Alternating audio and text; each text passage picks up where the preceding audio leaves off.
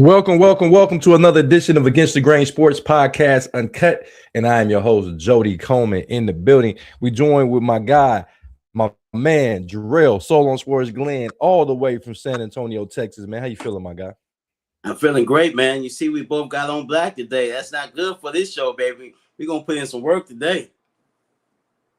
Because no doubt, man. Hey, man, we got a great show as usual, man.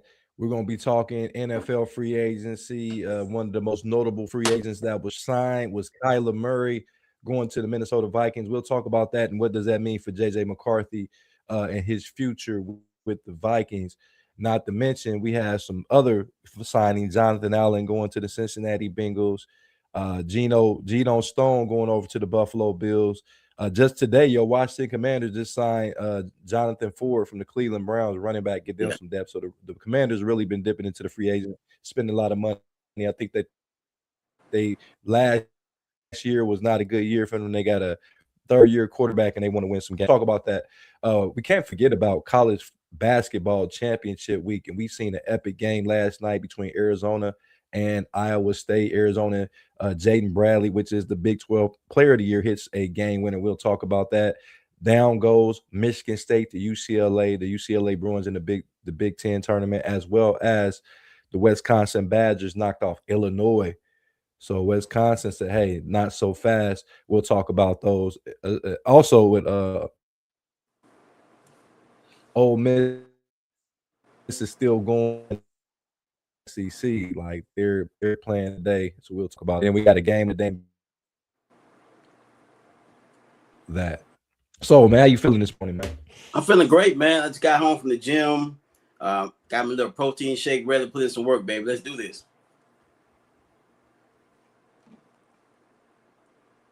No doubt, man. You know how we get it in, man. Last night, let's go ahead and start with what we're going to start with. We're going to talk about NFL free agency. So far, what do you think about this NFL free agency period thus far for your favorite team or any team? What did you see? What have you seen so far? Well, free agency is always, I wouldn't say tricky. The teams know when they go into free agency what their needs are. And I don't know if I like Jody free agency before the draft or after the draft, because some of the stuff we've saw so far, that's going to affect the draft. But I thought maybe the Commanders were going to be in on Jeremiah Love. I thought he should have won the Heisman last year. I thought they're going to be in on him, but they picked up 2 or 3 running backs, so I don't think that's going to happen now. So, but everyone's picking their needs, what they need, what they're lacking on their roster. Just got to see if these players are going to pan out. But so far, the Kyler Murray move, like you mentioned when we first started, is probably the biggest free agent move so far because he's a quarterback. And we'll get into that, but I've been impressed by what the teams have done. We just got to see if these players work out with their new teams. See, my thing when we talk of free agency, I'm glad that free agency is in the time period that it is, because you can go into the draft doing some other things. You know what I'm saying? Because now I'm looking at the Cleveland Browns at the 6th pick. We address pretty much everything on the offensive line. And Jeremiah Love is probably the best player pound for pound on the board. And you're looking at it like, okay, we lost Quinshon Judkins. We don't know how he's going to come back, how effective he was. And even if he had a great season, he needs a change of pace back. And what would be better than at the 6th pick picking Jeremiah Jeremiah Love going to the Browns. We don't have a Nick Chubb, or we can trick the Commanders into believing that we're going to pick him at 6 and make y'all trade up a spot, and we could potentially move to the 7th spot and maybe get a second rounder. So it's going to be a lot of chess pieces that can be played, because if you give them the thought process that maybe we're going to entertain Jeremiah Love, uh, I think you don't think that will be something that the Commanders will be willing to risk, because we know how effective Jeremiah Love can be and what kind of player he can be. I don't know. We have 3 running backs on the roster now. They picked up Ford from the Cleveland Browns. They picked up Rashad White from the Tampa Bay Buccaneers, and they still have Bill, the guy they drafted last year. I think he went to Arizona. I think he's Arizona Wildcat. So they got 3 running backs on the roster. So I don't think they're going to be in such a hurry to get a running back. There was even talk of the Commanders even falling back in the draft and maybe just get more draft picks. I think we only have, Jody, I think we only have 2 picks in the top 100 picks this year, and that's pretty bad. We traded away a lot of our high picks, so it would shock me if the Commanders traded back and picked up more 2nd and 3rd round picks this year. That would make a lot of sense. What's going on to my man Eagles Philly in the building? He said, "Good morning, good brothers. Keep doing your thing. Stay safe and stay blessed. As usual, drop it in from Philly, man. That's our guy, man. Wealth of knowledge right there, guys, man. Wealth of knowledge. But let's talk about the elephant in the room. And Kyler Murray, we knew when he was officially released from the Arizona Cardinals that he was going to be a hot commodity. He was not going to be a free agent for very long, and he ends up going to the Minnesota Vikings. What does that mean for Kyler Murray? And then on top of that, so what does that mean for J.J. McCarthy going forward? It means Kyler Murray's only a 1-year deal, and this puts pressure on J.J. McCarthy as well. I like this, man. It breeds competition where both these players are going to come into the camp thinking, okay, there's no clear-cut number one, so everyone's going to show it. They're going to be fighting for reps during training camp and during the preseason games. What we have 3 preseason games now, Jody? Yeah, 3. Yeah, they're going to be fighting for reps, and I'm looking forward to see, because everyone's putting dirt on Kyler Murray's name. He can't play. He's not a professional. So hopefully he has the attitude of, I got to go out here and prove everybody who I am. I was the number 1 overall pick a few years ago, and I did take my team to the playoffs, Arizona Cardinals. We haven't had much success lately, but he's got a lot to prove, and J.J. McCarthy is going to have to try to prove he's worthy of that top 10 pick that he has. So I'm looking forward to the training camp, the Vikings, and see who's going to win that job. I think I'm gonna speak on Kyler Murray first. I'm extremely happy Kyler Murray is getting a second opportunity, because I think they waved the white flag on Kyler Murray 2 years ago, right after he had signed that contract, and then the rumors got out about him not studying his playbook and wanting to play Call of Duty all night. Which, he's a young guy. Like, we act like he's the only person that ever. And first of all, who the fuck got that story to leak? Like, who leaked? Like, nobody would have known. Like, is somebody like a gamer, and they seen his gamer tag and seen that he was online all night or something? But who leaked that information that Kyler Murray was playing the video game? That he got some people around him that that's what he need to reevaluate, who the fuck is around him. Because if you the breadwinner, why'd you let information get out of camp? But that's the first thing. But actually on the field, being more serious, being on the field, Kyler Murray, that offense had went through so many changes. Remember, he got there, he got Cliff Kingsbury. Cliff Kingsbury was very innovative in his first year, but Cliff Kingsbury, to me, was over his head. He was more of a coordinator than he was a head coach, as we can see. And then they fizzled out. They went to the playoffs that 1 year. He made the Pro Bowl in 2 different years. And then after that, the offense, he had different offensive coordinators and different head coaches. Kyler Murray just didn't get the job done. I don't think they really put as many stars around him according to the draft picks that they had. But I'm really interested in saying or seeing what potentially can happen. This is we got Michael the People Simp. I don't know who is this Sarah Smith. It's crazy that this Sarah Smith asks for Michael the People Simp, but never comments or never is on the page. It's crazy work. These fake pages are getting out of hand. We got my man Michael the People Champ Perry in the building, man. What's good? What's good? What's good? Hey man, the people want what the people want. If I got people wanting me to be on the show, then Jody, did it say Sarah Smith or Sarah J? Because you know Sarah J is. Right? It's Sarah J. Smith. It might be Sarah Palin. We don't know for sure exactly, but no, we got Michael, the people champ, in the building. Mike, we're talking about Kyler Murray going over to the Minnesota Vikings. What do you think that 1-year deal? There's not a lot of money. But what does that mean for Kyler Murray, and what also does that mean for JJ McCarthy? Well, for JJ McCarthy, it means exactly what I said, that clearly the Minnesota Vikings are beginning to see it, exactly what I thought it was from the very start. And they brought in somebody that actually gives them a chance to win at a higher clip. If you look at Kyler Murray's numbers as a professional, they're not, most quarterbacks would wish to have a 67% completion percentage and a 120 to 60 interception ratio. That's 2-to-1. That's typically the marks of a franchise quarterback. That's just how the numbers work out. So why Arizona don't want him? Huh? Why Arizona don't want him then? Arizona's been kind of baked in the cake, like you said. I mean, it's crazy to me that all of a sudden when people have a narrative about a quarterback, when they shape the narrative on the quarterback, all of a sudden the first thing they're going to now is like a dog whistle. Well, he doesn't study the game. The other day it came out that Shador had to be taught how to watch film. I'm like, now you telling me that the son of an NFL Hall of Famer who has played for his father and played for NFL offensive coordinators while at Colorado doesn't know how to watch film? Get the fuck out of here. It's whatever narrative that you want to paint to make your organization look better or have what they like to have, the moral high ground, when there is no fucking moral high ground.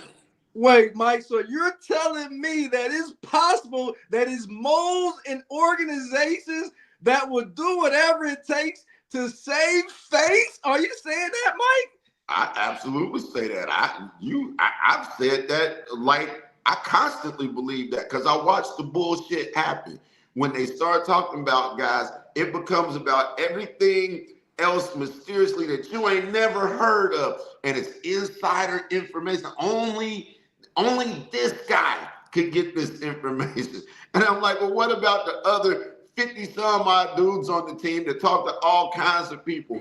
We hear shit all the time about what's going on teams because somebody say something to somebody that tweets this. But this is exclusive. This is exclusive. This that weed you can't get nowhere else. I got the purple haze for you, my nigga. Blue magic. That's what I got. You call that other shit whatever you want to call it, but I got blue magic.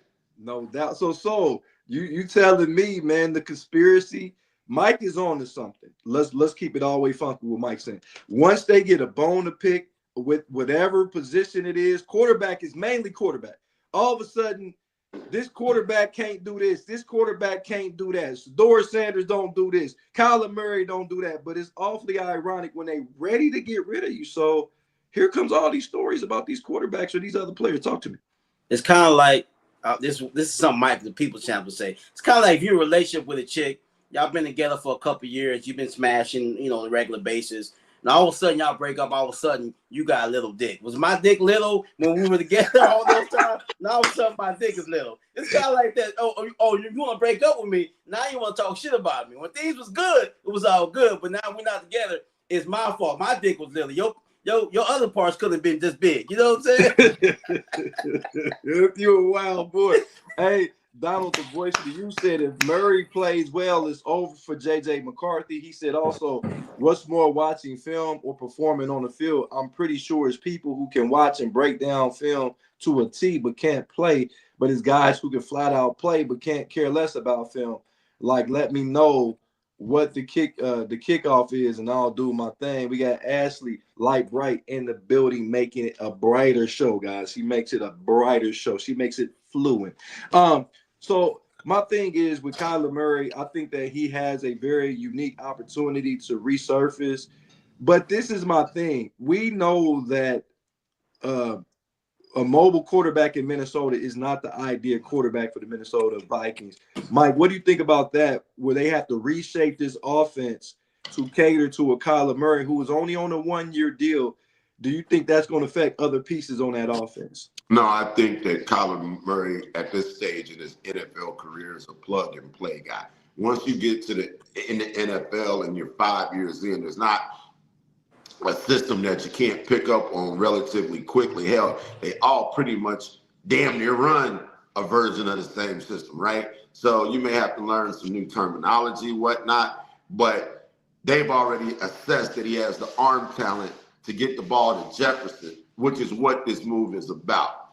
This move is about giving Jefferson a veteran quarterback and maximizing this defense that they have and skipping the learning curve that J.J. McCarthy's on. Really, that's what this is really, really all about. And it could end up being good for McCarthy, but Minnesota is clearly looking to win now. Okay, so what do you think about that? Kyler Murray, who doesn't really go under center, and that's where some of Minnesota's play action and you know, Kyler Murray is more of a shotgun type of threat. What do you think they're gonna have to do? Like, what's the learning curve for Kyler Murray coming into this offense potentially, and they have to revamp it just for him? Well, he's more of a running threat just for any quarterback they've had of Minnesota of late. So that's a dynamic, and they're gonna have to create some passing lanes. I mean, my man's only 5 foot something, so they're not gonna be able to see him back in the pocket. I mean, the ball's just gonna be coming. They're gonna say, "Oh shit, where they coming from?" So that's gonna be something different. They're not used. I guess they're used to having those 6 foot and taller quarterbacks. Kyler Murray's not that, but he does have a super strong arm. So I think that's gonna something they have to get used to.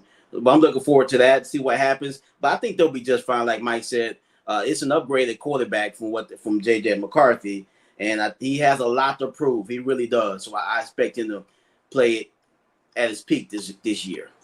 Hey, it was funny. They were showing the NFC North quarterbacks, and they had like Jordan Love's picture, they had Jared Goff's picture, then they had Caleb Williams' picture, then they had Kyler Murray. You can only see the top of his head.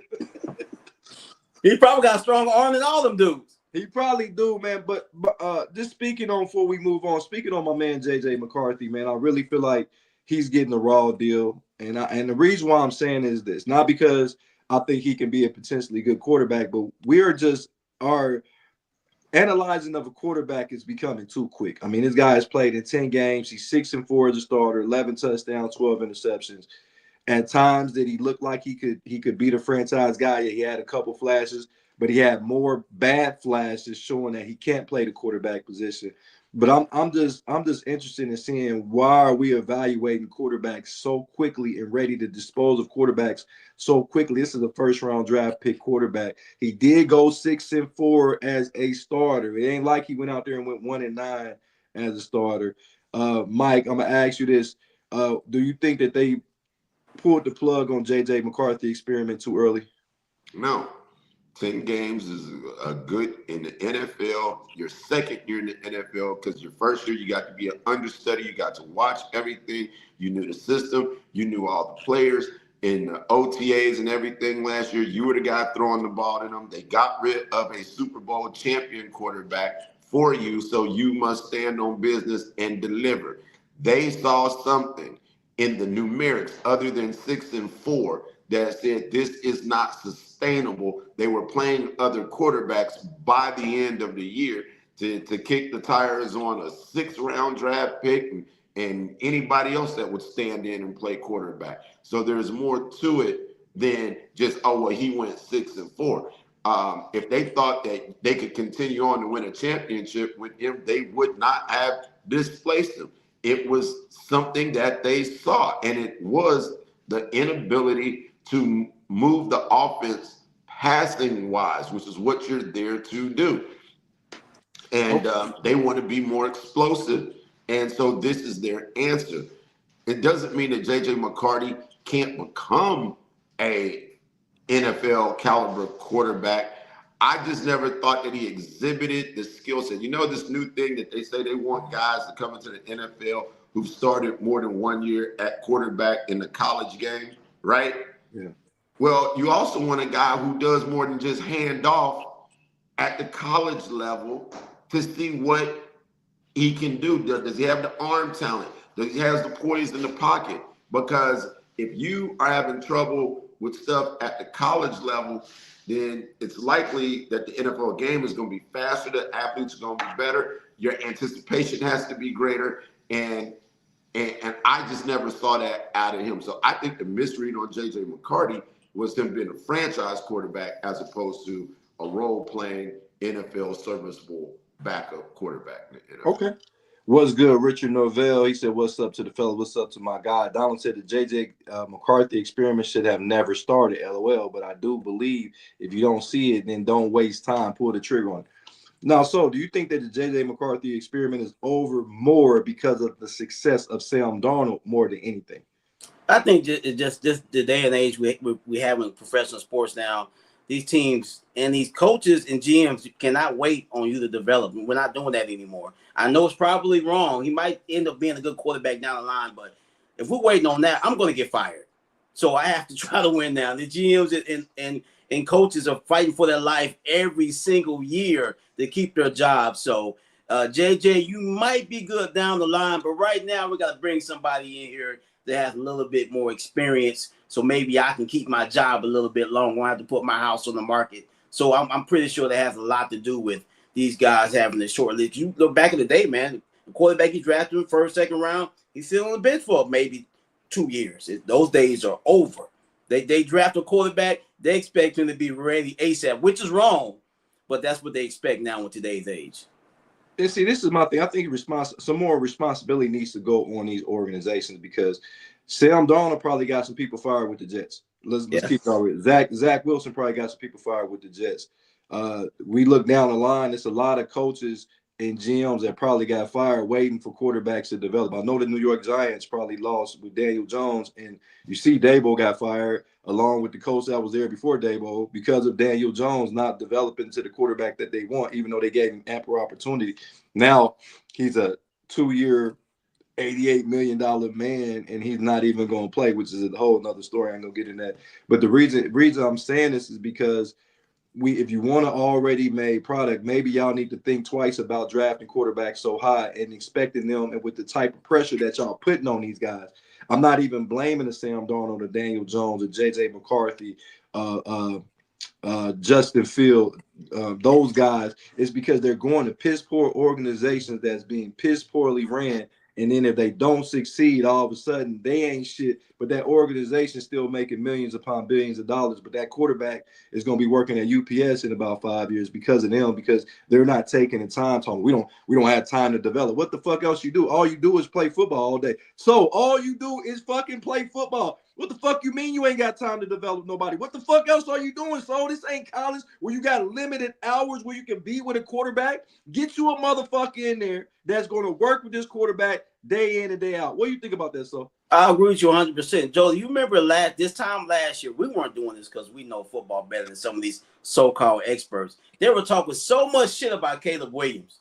He had a good rookie year, not a great rookie year, but he had an above-average rookie year. And Barry said, "It's a big year for Caleb. If he don't get it together this year, the Bears might have to get another quarterback." What the fuck are y'all talking about? But that's the type of stuff that goes on. And I think these owners, they listen to social media and what people are saying. They react off of that stuff. So if Caleb would have had a bad year this year, they'd probably be looking to draft another quarterback because there's no patience in sports anymore. All right. Mike, what do you think about that?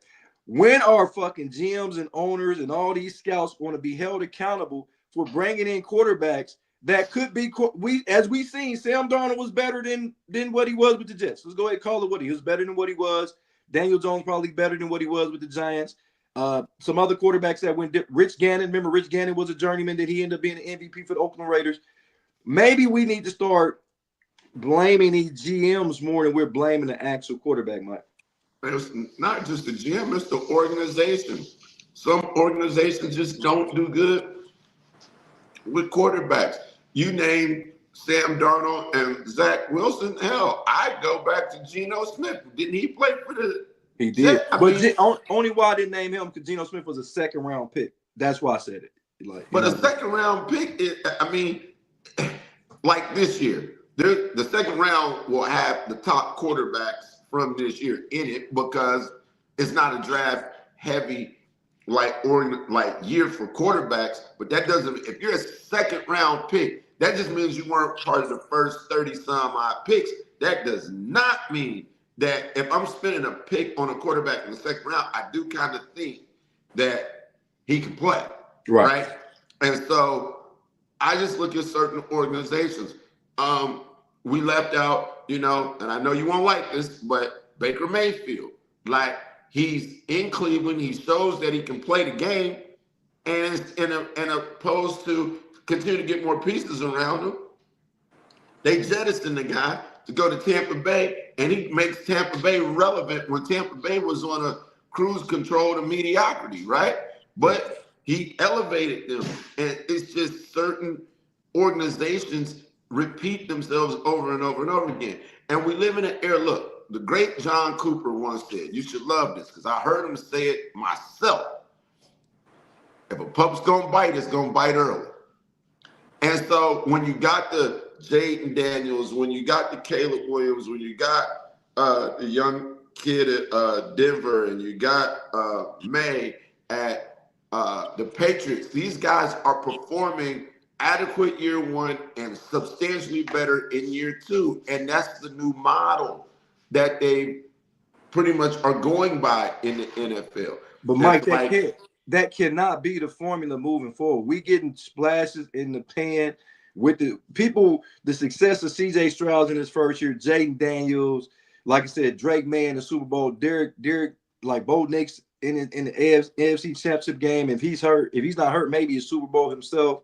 Just to name a few, that cannot be. That's the outliner. Is not the actual percentages of quarterbacks that's getting drafted in the first round and being able to do it. And I think that we got to understand that there's a development. If you see that there's any type of questionable stuff with these quarterbacks in the first round, I believe it needs to go. You need to hire you a quarterback coach that's going to be at his hip to make him better. The Anthony Richardsons of the world, when you've seen that, okay, maybe Anthony Richardson ain't developing the way we need to develop. I think there has to be some on the organization, because Mike, they do all these evaluations at training camp and all this stuff, and they go and they check the finances. They know what his great grandfather did for a living. They know, so they know everything about these young men. So if you're seeing that this guy is struggling to read defenses, then you need to hire a personal quarterback coach, and he needs to live with him.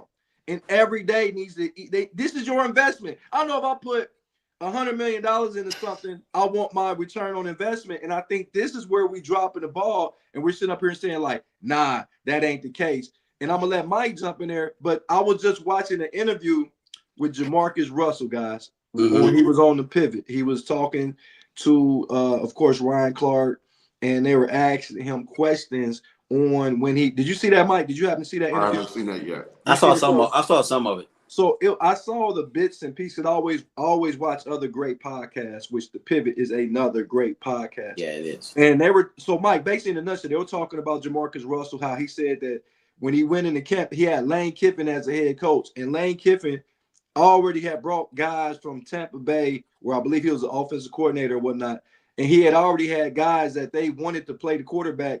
And some of it, I agree with Jamarcus Russell. Like, damn, they seemed like they were there trying to not let him be successful. But the own accountability for Jamarcus Russell was missing in that interview. Yeah. So, well, Mike wanted to jump in on that. Go ahead. We can double back on that interview, but talk to me about what you was thinking, Mike. So the first question I would ask, and I don't need you to answer it, but you said what the organization needs to do for like the kid in Anthony Richardson, but you don't know that the organization didn't do that, and that's going to be the first thing. We don't know what they did to work with him, and just because I provide these things don't mean that you use them fully, right? So that's going to be number one. There's got to be some personal accountability. And then when you double down and you're injury prone and you tap out of games, you've got another problem going that a quarterback coach can't resolve that. That's going to be one. And then So used a great example. So I'm going to go down this lane because he was on my level. You can go, you can meet a broad in the club. She can be a 9, 10, and you can do all the vet. Hey man, what you know about old girl? Y'all and you can do all the vetting in the world. It's not you get her in the sack if you know that if she can get down or not. You can do all the preliminary stuff. You can make out heavy pet, all of that. But until you get down to the guts, you don't know if it's quality or not. And that's how it is with these quarterbacks. You can ask around, you can watch film, you can go to these fucking workouts and they throwing that. When you put this motherfucker in the game, does it translate to the game? Because guess what? I guarantee you this. 90% of the dudes that you go to the NFL training camps and you watch them go through drills, they look fantastic. Yeah. Right? Real quick. They've been doing all the same drills since they was 9. 3-step drop, 5-step drop, turn your shoulders, do the evade this, throw this. They got that shit down pat. They can do it in their sleep. But can you play ball when it's time to play? And you don't know until you get under center and actually play. Very true. Richard Norvell said when a quarterback succeeds, it's tied into a coaching job. It's easy for the coach to move on if the team isn't successful, which is crazy because the organization might not have put that young quarterback in the best position, to win. So I'm gonna go to you. We're gonna talk about some free agents. I got a question. So you saw some of that Jamarcus Russell interview, and I think that it was 50-50. I didn't see the accountability that I wanted to see out of Jamarcus Russell. I wanted to see where we know that was film. He actually literally they put a blank CD into they put a blank CD and he said he watched it and they knew it was blank. But also on the flip side, I do know that people have been sabotaged. If they don't really want you, they'll get rid of you. We just talked about that. Talk to me about a little bit about that situation in your opinion. Well, like you said, accountability was big with him. It seemed like he had a lot of outside, off the field distractions. He didn't like to show up for training camp. He didn't like to study. These are things that I've heard. I don't know how true they are, but in that interview, he didn't bring none of those things up. He's pointing the finger at other people instead of taking, hey, man, I fucked up, but maybe I should have been a little bit more professional and that maybe I could have had some talent. He had a lot of talent. Talent can only get you so far in the NFL. I mean, he wasn't athletic, but he did have a strong arm. You got to be able to do those other things. I think a lot of guys' issues is off the field. I mean, the football is football, but, man, you got all that money. Think all the women and the cars and all the stuff you can get, and you're in your early 20s. The distractions is probably the biggest thing that a lot of these guys probably deal with. And you got to take care of your family. Remember the offensive lineman played for the Dallas Cowboys. He just retired recently. He left Dallas and went to the Jets. USC guy. Oh, you talking about Smith? When he was with the Cowboys, he had a restraining order on his own mom and his stepdad because they wouldn't stop harassing him for money. Wow. So they showed up at training camp and they told him they had a restraining order because they would not harass him. He gave them money, but they wanted more. Those type of things I think players have to deal with that we don't really talk about. What I didn't like, and we'll move on and talk because I want to talk about Kirk Cousins for a minute. What I didn't like in that interview is he tried to compare him being at LSU to being in the NFL, and that's where I stopped listening to what he was saying. Yeah. Because he was saying, well, I was at LSU, I was the king. Okay, well, guess what? When you go to the NFL, you just become a pawn, and you have to make yourself a king in the NFL. Yep. And that's where I was like, I was with you until you said that, because of course it's going to be a transition. You didn't win a national championship at LSU. It ain't like you went down there like Joe Burrow and won a national championship. Y'all was okay. You were exceptional talent, a lot of arm strength. But when he said that, I was like, oh, the lack of accountability. When you can't say, look, man, I fucked up. If I had to do it again, I would have came in better shape. I would have studied. But he kind of went on to kind of blaming everybody in the organization instead of himself. But I was with him at first because we know Mike just talked about it. You can sabotage a quarterback And we seen it with the Shedeur Sanders, but I think Shedeur Sanders was completely different than anybody else's story. But he had ample opportunity to be successful. And on top of that, Mike, they didn't just let him go after 1 year. Like they gave Jamarcus Russell his whole 4 years before they said, "Oh, he can't play quarterback anymore." So go ahead, if you haven't seen that, go to the Pivot, check out the Jamarcus Russell full interview, and you can get some more information on it. But what I didn't see, man, was it was a lack of accountability on there. But Wasn't he on the lean and the scissor?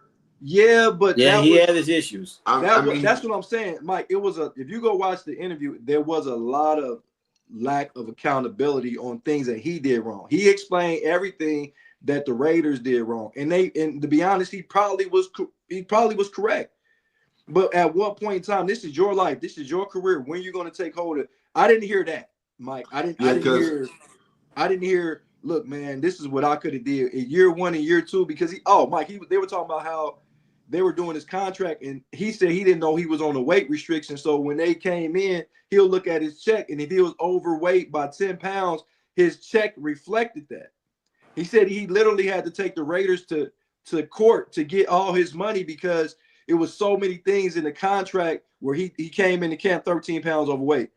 If you knew that after your first check that was fucked up, wouldn't you want to get underweight? If you understood that you lost tens of thousands of dollars on your check, wouldn't you be like, you know what? Fuck this. I'm putting down the sandwiches. I'm picking up some salads. Wouldn't you have done that, Mike? I didn't. My reception was bad. Oh, I was saying they were charging the Raider organization was docking his pay because he was coming to camp or coming to practice overweight. He said he didn't know they had a weight restriction on his, where if he was overweight, they started deducting money out of his check. And I'm like, the first time you deducted any money out of my check because of my weight, I said, the first thing I'm going to do is hit the gym, get in shape, stay away from hamburgers, and get on salads. I said, would you have done the same thing, or would you just kept coming to camp fucked up and losing money? Yeah, I'd have been on Ozempic. I would have made sure that my shit, it'd be like, he looks sick, but I'm underweight, motherfucker, pay me. Right. And so that would be my mentality. I think, the Jamarcus Russell story is a sad one, and it's kind of like no other team kicked the tires on him. And that's where, because the NFL is a cutthroat business, so they don't give a fuck. Like one man's trash be another man's treasure. And so if they think that there's any ability that you have, somebody is going to, say, yeah, let's try to fuck with him. Let's. Even Ryan Leaf got another job. Remember, Heath Schuler got another job. I mean, if you go down the line, pretty much every quarterback that was drafted in the first round, if they so choose to, got another opportunity. David Klingler got another job, but the only one that didn't get another job was Jamarcus Russell. But I think he was, according to the interview, he looked like he was satisfied with those millions that he got. And he went on because he kept saying, like, the NFL gave me a great jump start to my life. So maybe the amount of money he made was enough for him. But I want everybody to really check out that interview in its entirety because you can get some more perspective on Jamarcus Russell, the Raiders organization. And I think Ryan Clark and Fred Taylor, as well as what's my guy over there? Channing Clark. Channing. What the fuck that dude name? Channing Crowder. Crowder. Yeah, I think they asked excellent questions over there with the pivot. What's going on, sis? Asia in the building. She says, I got some breaking news. What happened? In the Trey Hendrickson signing with the Baltimore Ravens, he looked more fashionable in that interview than at any point in time that he looked like a player with the Cincinnati Bengals. That's a nice black collared shirt, his coif was all together. I said, so he's capable. So maybe on this stint with the Ravens, he finds the swag. So he's not in this predicament 4 years from now. Well, maybe the Bengals don't pay a lot, so he didn't have enough to get his drip. I don't know. But so now we talk about free agency. So pretty much all the free agents have landed in their destinations. But one person in particular I am very interested to seeing, and his name is Kirk Cousins. Now that the Minnesota Vikings have filled their quarterback need, where does Kirk Cousins land in your opinion? I would say Kirk Cousins is probably going to head to the desert. I say he goes to Arizona. As I'm speaking right now, I think Jacoby Brissett's their only quarterback. Is he even still on the roster? I would probably say he goes to Arizona and competes for the starting job there. I think that's where he probably ends up. That's a good one. Michael, the people said, what do you think now that Kyler Murray has went to Minnesota? The most sought after quarterback, or probably the most sought after free agent now left, is Kirk Cousins. Where does Kirk Cousins eventually land? Well, this is one of those moments where, I pretty much thought this is what was going to happen. I thought Kyler Murray would go before Kirk Cousins. I was hoping Kyler actually went to Atlanta more so than Tua, but it is what it is. And I think Kirk Cousins will be on an NFL roster. It's just a matter of time for which roster he's on. And he could go earlier, he could go late. He could wait till the season starts. If somebody's getting hurt, it's the NFL. Somebody's quarterback is going down. And so when that happens, that could be better than getting signed now to an organization, I'm gonna be real, man. I think that the Indianapolis Colts, if I'm the Colts and I'm serious about winning, we know that Daniel Jones, even though you just signed him, he's not going to be available for this season. I mean, I don't see any scientific proof that says a man that tore Achilles December 7th will be ready by the week 1 of the NFL season. I just don't. We know we've seen Jason Tatum come back in 10 months, but that was still 10 months. So if you're talking about 10 months, you're still saying this guy is not going to be available till like October.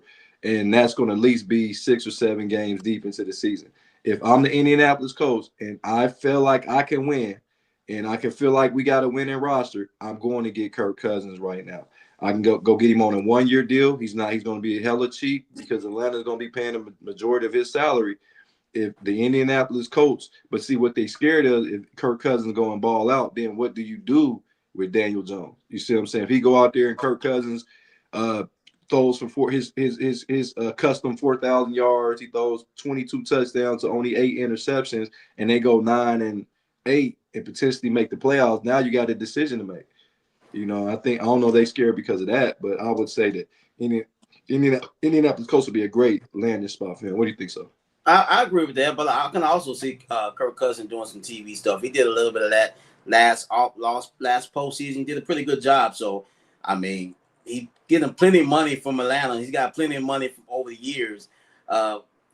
If he does good in TV, you can make good money without people hitting you upside your head. Why not try that? So you said he's a white guy with a good quaff and a square jaw and be on TV. He's pretty good. He's not bad. What do you think, Mike? Do you think the Indianapolis Colts could be a potential landing spot for at least 1 year? I mean, we know Kyler Murray is only doing a 1-year deal in Minnesota, and like he signed an extension. Can he do the same? I think every franchise is open except for Atlanta because they're the ones that got rid of him. But outside of that, every franchise is a possibility. I am wondering, when is Kansas City situation? What does that look like? Patrick Mahomes said he'd be ready week 1. They got a backup. Didn't they pick up a backup, Kansas City? They lost Gardner Minshew.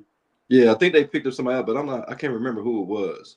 Okay, because they came to mind first that if Mahomes wasn't going to be available week 1, then who do you want to? They might have want to kick the tires, but the Raiders could kick the tires on him and have him be a mentor to Mendoza. I mean, there's a lot of different ways that this thing could go.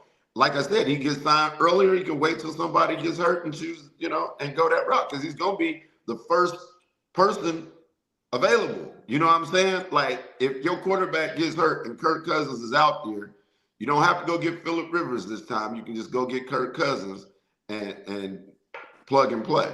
But my thing, I would rather have him already on the roster, especially when you know your quarterback is not going to be available. Richard Novell said, I think the Steelers should bring him in, but for some reason they are in love with Rodgers. I want him to wait on him. I think if I'm Rodgers, man, like, you need to tell me by April 1st if you're going to be a Steeler or not. Like, the draft is coming up. I agree. He held the whole Pittsburgh Steelers roster. They made him where they didn't pick up Shedeur Sanders. Because remember, he was saying, if you pick Shedeur Sanders, don't pick me. I'm not coming. He likes the attention, though, bro. Aaron Rodgers loved this attention. If he knows if he goes and tells Pittsburgh now he's going to come back, he won't be in the news until training camp. But he likes this type of attention. He really does. He's like a Kardashian. He likes it. Hey, sucker for love. I want to, dude. You're a Hall of Fame, first ballot Hall of Fame. Like, bro, like you've been a diva for real. I didn't think of Aaron Rodgers being a diva until like 5 years ago. Oh. I didn't look at I was like, oh, Aaron Rodgers is the model guy until they drafted Jordan Love. When they drafted Jordan Love, and I started seeing a lot of characteristics out of Aaron Rodgers that I'm like, wait a minute, didn't they do the same thing with you when Brett Favre was there?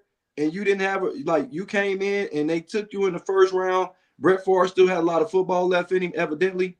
And you waited a couple years, and then when they got rid of Brett Favre, you stepped in. You didn't hear Brett Favre complaining about that, talking about how you brought another quarterback in. Now they're doing the same thing to protect the franchise investment of getting the quarterback to overlap because you can't play forever. And you start becoming a diva, talking about you ain't coming to training camp. Like, y'all should have used this on a wide receiver. When you got your best wide receiver in the second round, when they drafted Devontae Adams, that was a second round draft pick. Yeah. You see what I'm saying? So I'm like, when he started saying those different things, then he goes to play for the Jets, and he basically, like you said, so that was you coined that phrase. He burnt down the Carter in the Jets organization, getting hurt your first 5 plays. Now you with Pittsburgh, and now you holding Pittsburgh fucking hostage, man. It's a lot of diva characteristic that I ain't feeling out of that dude. So y'all don't like when y'all girl tell you that you look nice or that you smell good. You don't like that. You don't want that attention. Yeah, Aaron Rodgers just wants to be told that he's cute. He had ample opportunity. You got to think about it, Mike. His first 12, 13 years in the league, he had 4 MVPs. That was being like, I guess you're right, Mike. You got to tell your girl over and over how beautiful she is, or all of a sudden she don't think that you think she's beautiful. How about this? And I know you take this for granted because you to the human eye, even though I think it's Beijing, your beard is still fully black. I don't do Beijing. I go over and over. I get right here, you got shoe polish on your face, man. And I get right here. My shit is natural, bro. But when you get this and you accept it and embrace it, those compliments mean a whole lot more when you got this salt and pepper. So you'll find out here, I guess, at some point. I mean, you holding on pretty strong, Kendrick Perkins. But listen, if I could grow all mine in like Isley Brothers, I wouldn't care. But I get patches. It's just right here, and you don't believe me, ask my barber. Just ask my barber where my hair is. Oh, and brain? Yeah, just ask my barber. Oh, Lord have mercy. I already know. Yeah, Jody's hair is just grazing certain areas, bro. It do. You can cut it out. Like, I'm dead serious. Like, if I let it grow out, y'all see it when it grows out right here, and then it comes in like. That's how gray starts, Jody. It don't like this shit didn't just. I didn't wake up one day and the shit was all gray. This little strip right here, I had a gray strip right there, and that's all that was gray. But I'm dead serious. I don't get it right here. I want it to be fully in. I want to look like the Isley Brothers. What's going on? What's going on, Ms. Glenn? She said, good morning to the Against the Grain Sports family. Asia said, why did they let him get away with it? He said that's a way different. My thing is, I don't know why they let Aaron Rodgers get away with it, but when you're talented like that, you do get away with that when you are talented like that. But does Asia like my gray? That's what I want to know. Does Asia said like my salt and pepper? I'll let her answer that. She'll answer that. But real quick, before we get to college basketball, the NFL draft, now that the free agency period is over, the draft is kind of shaking up because some of the needs that you thought that you was going to address in the draft, you have addressed it in free agency and trading. Soul on Sports, what do you think now? Your Commanders have the 7th pick of the draft. What do you think is one of the things that they will go after with that 7th pick? At first, before free agency, I thought they were going to go defense, maybe get Mike's player Bain or one of those defensive ends out of the draft. But they picked up 7 defensive linemen in free agency, it seemed like. So I don't know if they're going to go their way unless one of the guys falls to them that they're really in love with. They can go wide receiver possibly. But actually, what I actually think they're going to do, Joe, I think they're going to trade back and pick up more picks because they've done very well in free agency. And I still think they're going to get Brandon Ayuk probably before the season starts. So they're pretty deep there. I think they're going to trade back and probably pick up some more second, third round pick, maybe get some more offensive linemen. Okay. Mike, what do you think? What has the free agency done to the draft for your favorite team, the Falcons? Because they have addressed a few things. Got the quarterback, I guess, solidified at that position. Kyle Pitts looked like he's going to be there. He's working on a long-term deal. What do you think that the Atlanta Falcons with their pick? Now that free agency is over, what do you think they attack now? What do they go after? Defense, more defense. I think the offense is set. I mean, outside of getting maybe some offensive linemen, I'm going, again, one more draft, all defense. I would love to see Bain or Mesidor in Atlanta to go, because it looks like they may have an issue with last year's draft pick, so you may need to replace a prominent rusher, or somebody who's blossoming into a prominent rusher. So I'm going defense, and then roll the dice and see if we can't break that four-way tie for first place in our division and maybe come out on top this time and get back into the playoffs. All you gotta do is do one game better. Y'all be good to go. What's up, Tasha T Sizzle in the building? What's up, sis? She's back doing her fizzle. She's saying what's up to it against the Grain Sports family as she normally does. With the Cleveland Browns having the 6th pick, and now that we addressed the offensive line, we went and got pretty much every offensive line. When free agency started, Cleveland Browns had no offensive line under contract. And then now they have 5 guys that potentially, now we got to see how it meshes together. I'm thinking now that Jeremiah Love is available, now I'm thinking Cleveland may lean towards the running back. They got the 6th pick of the draft.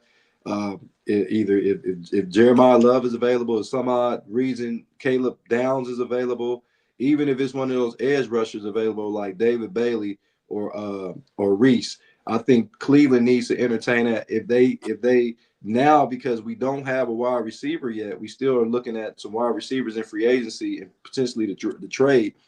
I'm thinking that we can get a wide receiver with the 24th pick, but if Jeremiah Love is on the board, I think you got to take him. And I know people are like, well, what about Quinshon Judkins? Quinshon Judkins came off a horrific injury, and he's supposed to be ready for the start of the season. But even with him being available, you can't pass up on a guy like Jeremiah Love that can be a change of pace back. And we already know that you need multiple running backs. So if I'm Cleveland and Jeremiah Love is there at the 6th pick, I think you take him with the 6th pick. If he's not available and the Caleb Downs is available, or that offensive lineman from Miami is available, I think those are some of the things that Cleveland need to go with that 6th pick. And if Washington still is in the market and they really are in love with Jeremiah Love, no pun intended, maybe we can trade with the Washington Commanders and we can slide back to the 7th spot. They can take the 6th spot. Maybe we can get their 2nd round pick and go get more depth. We don't have no 2nd round picks. That's what I'm saying. Maybe next year's 2nd round pick. Hey, Josie. Why wouldn't y'all go after Tate? You need a wide receiver. What I'm saying is, if it's Jeremiah Love or Carnell Tate, I think Jeremiah Love is a better player than Carnell Tate. Now, if none of those guys are available and Carnell Tate is available at 6 and everybody that I name is off the board, then of course you go Carnell Tate. But my thing is, I like Carnell Tate, but I think with the value of what Cleveland needs, Carnell Tate will be probably a stud with an actual quarterback that's already developed. And I'm scared to bring Tate in and then he doesn't produce like the Ohio State wide receivers normally do, because we got a young quarterback. And I don't want people saying that Carnell Tate was a bust because we couldn't get him the ball. Josie, what about the other running? Didn't y'all draft 2 running backs last year? You drafted a guy at Tennessee, right? Yeah, Dylan Sampson, but he's a change of pace back. He's a Dave Meggett type of back. He's not, to me, he's not the guy that can tote the rock. And I like him being the 3rd back, potentially coming in to spell both of those guys. I'm okay with that. But I think Jeremiah Love is a guy that's a home run. He's a home run. He can come in and change the complexion of anybody's offense. Richard Norvell said, I hope the New England Patriots trade their 1st round pick for more picks. They did a great job drafting last year. They need to go look at their offensive line because Will Campbell got his ass whooped. I'm like, he just gave up another sack. But yeah, man, that's our NFL portion. Let's get to the meat and potatoes of the show. We talking about college basketball. We're in the last couple days of championship week before we get to Selection Sunday, which is tomorrow, guys. And we had, before I even get to the games today, Mike, did you see that epic game last night between Arizona and Iowa State? The game-winning shot by Jaden I'm sorry, I said it. Bradley. Jaden Bradley, who is now the Big 12 Player of the Year. What did you think about that, man? And how important was that for Arizona to win that game? I don't know how important any of it was, but it was entertaining, and that was one of the most bullshit last game winners I've seen. He was so well guarded, fading all the way, fell out of bounds, and that shit went in. Game, get the fuck on. So from a sports fan, I mean, I loved it because of the drama of it, but in my heart of heart, being a ball player, and you know, it was like, man, that was a bullshit ass shot that went in. So that's what I saw. I was surprised they didn't. I don't think they had any timeout. I was surprised that it was 13 seconds left on the shot on the game clock. They just went. You got to know how much they trusted Jaden Bradley to go ahead and run that play without calling a timeout. Go ahead, Mike.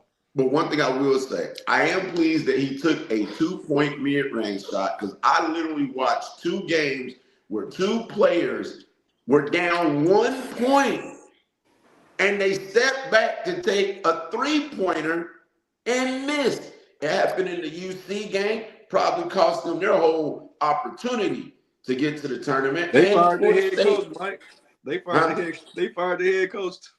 That's what I'm saying. They cost themselves an opportunity to get in. And then the same thing happened in the Florida State game where the opponent they were playing was up 1. Dude had a clear path to drive right to the bucket. This motherfucker stepped back, took a 3. I said, good Lord. And it was down 1. So I was happy to see Bradley be intelligent and get in the mid-range and pull up and take that 80s, 90s style mid-range for the dub.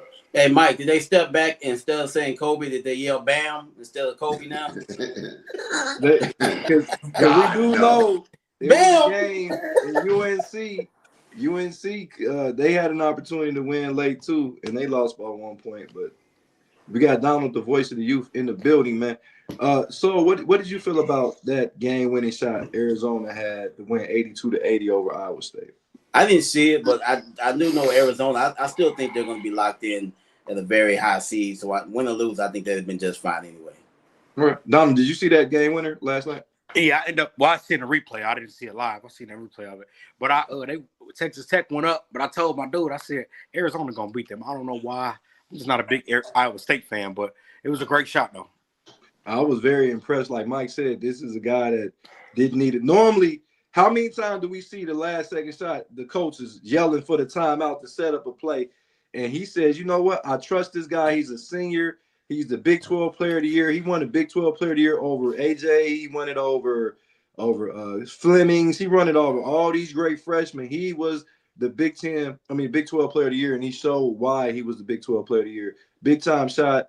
If the Big 12 Final Four was the NCAA Final Four, we would not be disappointed because they had Kansas, Houston, Iowa State, and Arizona in their Final Four in the Big 12. But also, man, we had I feel like another major upset. UCLA knocked off Michigan State. Donovan Dent was just played tremendous. Purdue moves on. Wisconsin upsets Illinois. Nick Boyd had 38 points. Blackman, I believe, had 34 points. And they only scored, I think they scored 91. And both of those guys had over 60-some-odd points in that game. So we got some great basketball. But let's talk about the basketball that we do have. Donald, the voice of the youth, we got Wisconsin that I just spoke about. The Michigan Wolverines just knocked off my Ohio State Buckeyes, but I think the Buckeyes are firmly in the tournament after their showing. What you think happens in this game? Because Wisconsin did beat Michigan. One of the 2 losses was to Wisconsin. What do you think, Dom? Who the other one to? Man, I think it was Duke. I didn't know. I'll help you out. A little bit. I help you out a little bit. But see, a nigga ask you a question you already know the answer to. You know you talking shit. But I think Michigan beats them. I think Michigan win the conference title and solidify the number 1 seed, which I already think they're gonna have one anyway. But I do think Michigan is gonna beat them. I think Michigan probably beat them by like anywhere between 7 and 12 today. Okay. So, Long Sport, what do you think about this Wisconsin, who did beat them in the regular season?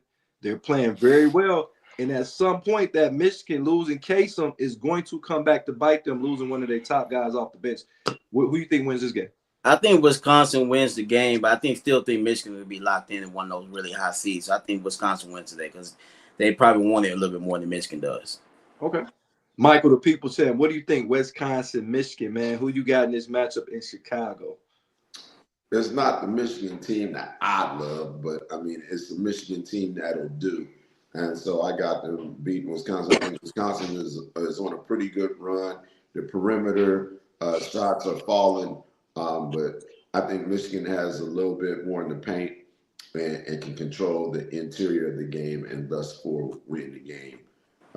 And they got a chance to see what Wisconsin looked like against Illinois, and they won't make the same mistakes, I don't believe. Yeah, I got Michigan winning this game. I think they, even though they have solidified the number one seed, I don't know throughout, but they definitely have the number one seed, one of the number one seeds. And I believe that Michigan wants revenge. They're a team that always seem to play with a chip on their shoulder. And I think they do not want to go into the tournament, and Wisconsin have knocked them off twice in 1 year. So I think that Michigan is going to go ahead and avenge that loss, and they're going to have to find a way to contain Nick Boyd and Blackman, who arguably has the best backcourt in all of basketball in the country when it looks at productivity from two guards in the backcourt. Now, I know Vandy, like, hold on, not so fast, Jody, but I think they have a very good 1-2 punch in the backcourt, but it won't be enough against those Wolverines today. Speaking of Vandy, Solo Sports, we got Vandy. They just came off a very big win against Tennessee. Florida, who manhandled the Kentucky Wildcats 2 times in the last 2 weeks. Probably one of the hottest teams in America, Florida. Who you got in this matchup right here in the SEC? I'm going the Gators, man. I got the Gators going all the way in back-to-back years. So I'm going Florida Gators to win this game. Back-to-back. I'm saying it right now. The Gators going to win it again. Okay, all right, okay. Michael, the people said, man, you seen that bold prediction out of our man Solo on Sports. What do you think, Vandy in Florida, man? Florida is probably the hottest team in America. Do you think that they can win this game? Yeah, I think Florida wins this game. I think Vandy is a tough team this year, but I just think that Florida is smoking hot right now. I don't have them winning a national championship, but I do think that they are the hottest team probably in college basketball right now.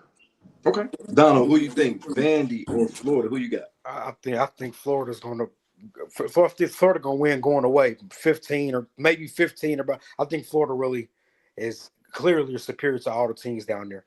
Final 4 maybe, but I got somebody else winning the national championship. I wonder who that is. I bet you do. Arizona.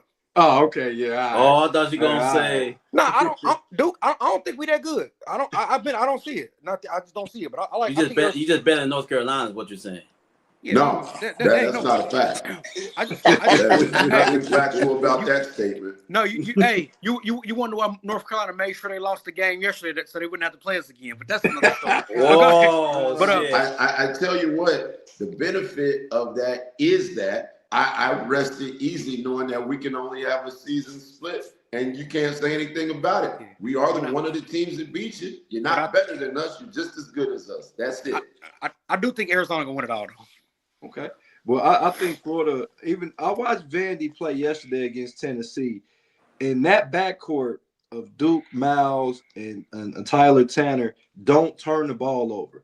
And what I think that Florida is lacking is pressure and defense in their backcourt with Lee and Boogie Flynn. I don't think they don't speed the guards up. And I think that's the only thing that I think that Vandy has an advantage in this game. Because we know Florida's front line is Condon.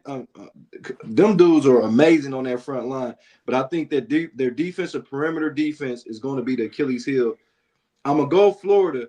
But I want to say Vandy so bad because I just know their backcourt is very smart and intelligent and don't turn the ball over. And that's what Florida feeds on. But Florida's just too tough and they're too hot. I think they win this game, though.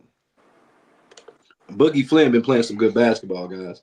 Like Michael the People said, we got a Big Ten matchup between Purdue and UCLA. I do believe UCLA beat Purdue earlier this year. So this is some get back for Purdue. Purdue don't look as athletic as I believe they should. Now, they go beating Nebraska. That's all good, fine, and dandy. But it looked like UCLA is on a mission, man. Mike, what do you think happens in this game right here?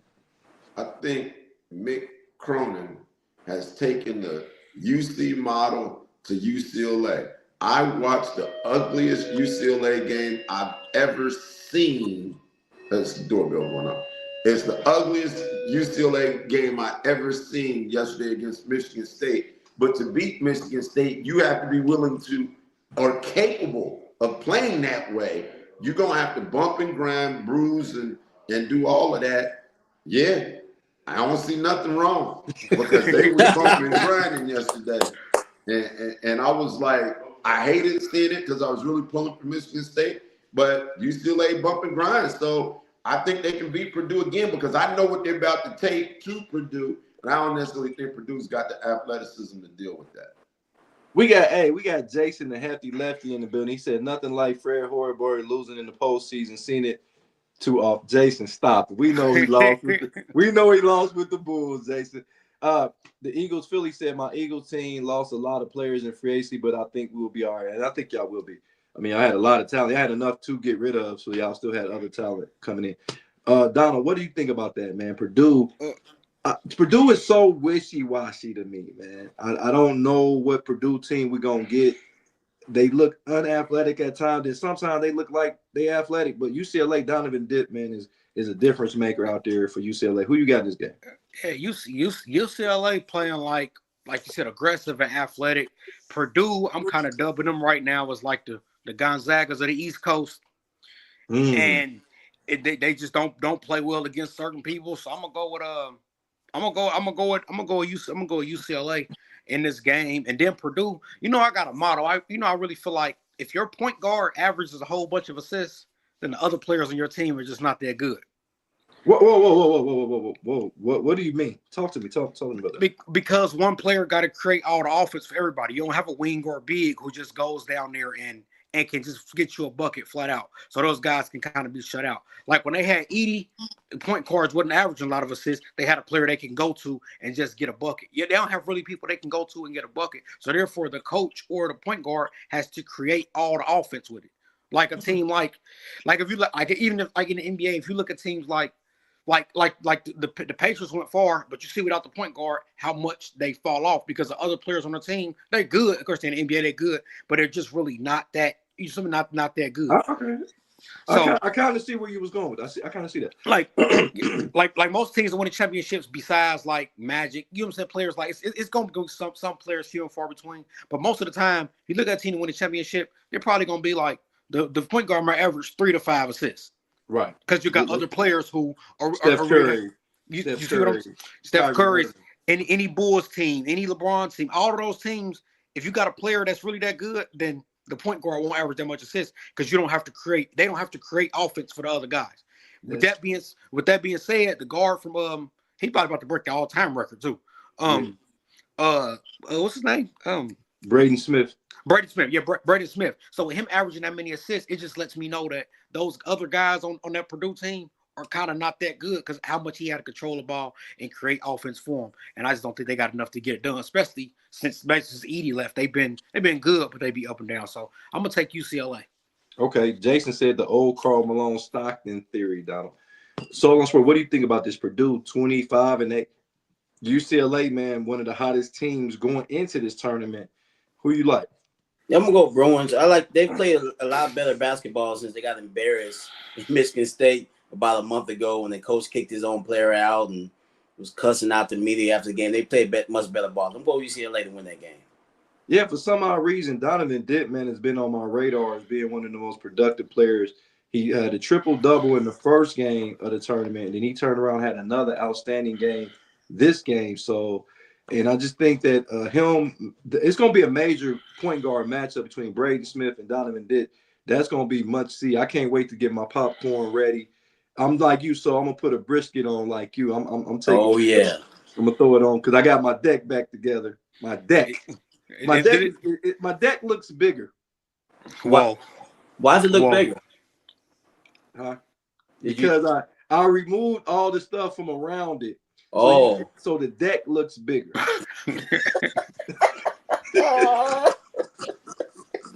Size matters. Size matters. Don't let them You ladies fool shaving, you. you They want manscaping your size. deck.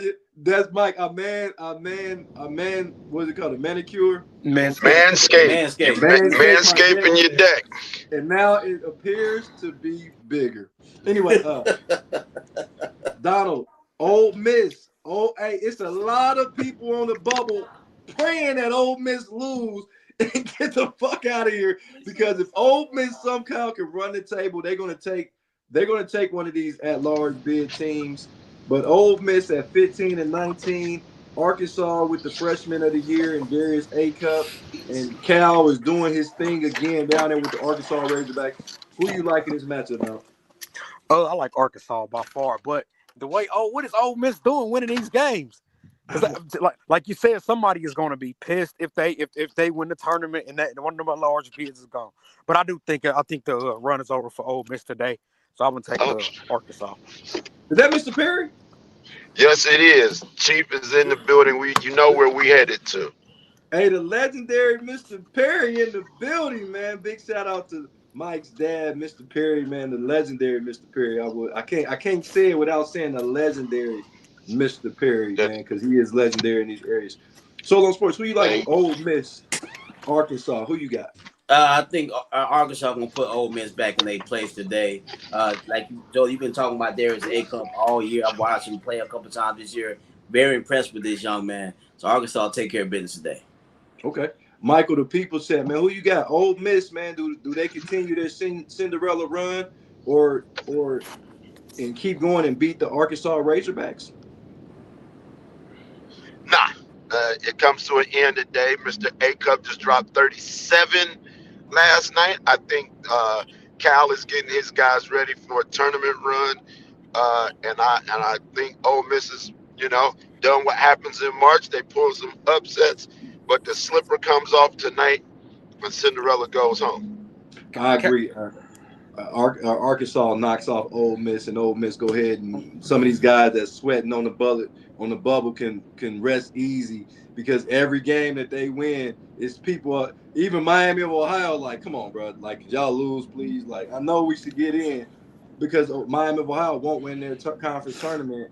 I think Toledo probably gonna end up winning their conference tournament, so that means somebody else is gonna get knocked out because that means the MAC will get 2 schools. But I got a little footnote for you guys. Do y'all know Nebraska is the only Power 5 Division I school that has not won an NCAA tournament game anytime in their historic career?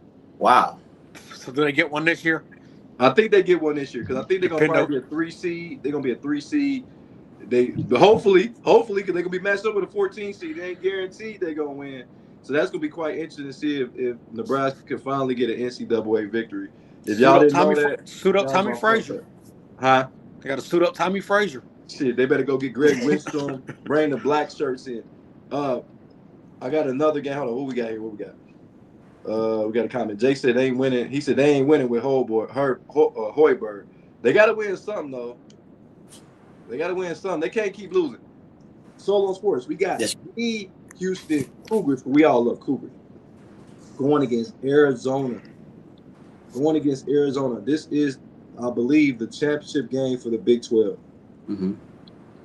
I think if Houston can win this, I think Houston gets the number 1 seed. I think they will if they can. What do you think, man? Who wins this game, Arizona or Houston? I'm gonna pick Arizona. I think they're a better basketball team than Houston. Houston's still a really good team. They're not as tough defensively as they were last year. They're still a good team. But I'm gonna go Arizona to win the game today. Okay, Michael, the people saying, who you got, Houston or Arizona? Kingston Fleming's going against Braden Burris. What do you think? I got Arizona. I think Arizona is the most complete team in college basketball. It was evident yesterday because Iowa State gave them everything that they were worth, and they still came out victorious. And I think they win today against this Houston team that's going to give them the same business. But I just don't think that Houston matches up well with them offensively. I don't think they can keep up. At some point, Arizona's offense will overwhelm them. Okay, good stuff. Donald, what do you think, man? I know you're really high on Arizona winning it all. Do they win this game today, though? Yep, I think today starts well. I don't think they'll lose another game this year. It's count Wow. today to win, and then they win 6 games to win the championship. So I think they do beat Houston today, and then I think they go on to win it all. Okay. This one, I really think Houston is going to win. I mean, get a number 1 seed, and I think Houston somehow wins this game against Arizona. I think Arizona is satisfied; they already a number 1 seed. I don't think they get the number 1 seed throughout. I think that's going to go to the Duke Blue Devils. I think Arizona is going to lose this game, and it's going to be 2 Big 12 teams representing number 1 seeds. Houston goes on to win the Big 12 tournament. Arizona won the regular season. I think they're satisfied with that. And they probably need a loss right now. I think they'll rather lose now than lose into the tournament. So I think Houston knocks those guys off in this particular matchup. Hey, Jody, Yes, sir. I'm cutting it short today. I got Pops with me. We about to grab something to eat and go down and watch Trotwood play. So I'm checking out. But I do want y'all to talk about UConn and St. John's because the Big East looks really good at the top with those 2 teams. That's crazy. That's the next game. Hey, who is Trotwood playing today? Trotwood is playing Hamilton Baden in the regional final to see if they can get to the state round. Are they playing at Xavier? Yes. Okay. 3 o'clock. Okay. All right, man. Let us keep us posted on that game. See what happened, please. No doubt. Peace. All right. Appreciate it. Peace. Well, we got a couple teams that are now in our area, so that are playing for state championships. Real quick, Jason and Hefty Lefty, did Pick Central, they play Centerville. Did they already play? Did they win? Jason, give me an update on Nephew if they continued on. I'm not sure if they beat Centerville. They play Lakota East or West today. I think it's East. They play Lakota today. They play today. So basically, if they win, they go to the state championship next week, right? If they win, they go to the state semifinal at UD next week. I'll say UD. It's not at Columbus. No, the state is at UD now. Oh, that's what's up. Okay, great stuff. Okay, well, Solo on Sports, man. We got UConn at 29-4 going against St. John's. St. John's is actually the Big East champ. Do you know that, right? They actually won the Big East. What do you like in this game? They split the series, but the last time UConn played St. John's, they put the fucking clamps on St. John's and only gave up 40 points in the game. Who you like in this matchup? I'm gonna go UConn to win this game today against St. John. I think it's a good matchup. Both of them really good teams. I'm gonna go UConn to take care of business today. Okay, Donald, what do you think, man? UConn, St. John's, man. Talk to me. I think it's gonna be close. I think it's gonna be tough. I like UConn to execute more down the stretch. So I like UConn to win today. But this probably the closest one that I splitting hairs on. Now, Donald, real quick, and Soul too. I'm gonna go to you, Soul, first. If UConn is to win this game, do they catapult themselves back to a number 1 seed? I think if UConn. Oh, go ahead. That might depend on what happens in that Arizona Houston game. Okay. That might have something to do with that, but I could say they got a good shot at it. Okay. What do you think? What do you think, Doc? That's absolutely true. Because let me think. You got Duke probably a shoe-in for number 1. Arizona and Michigan.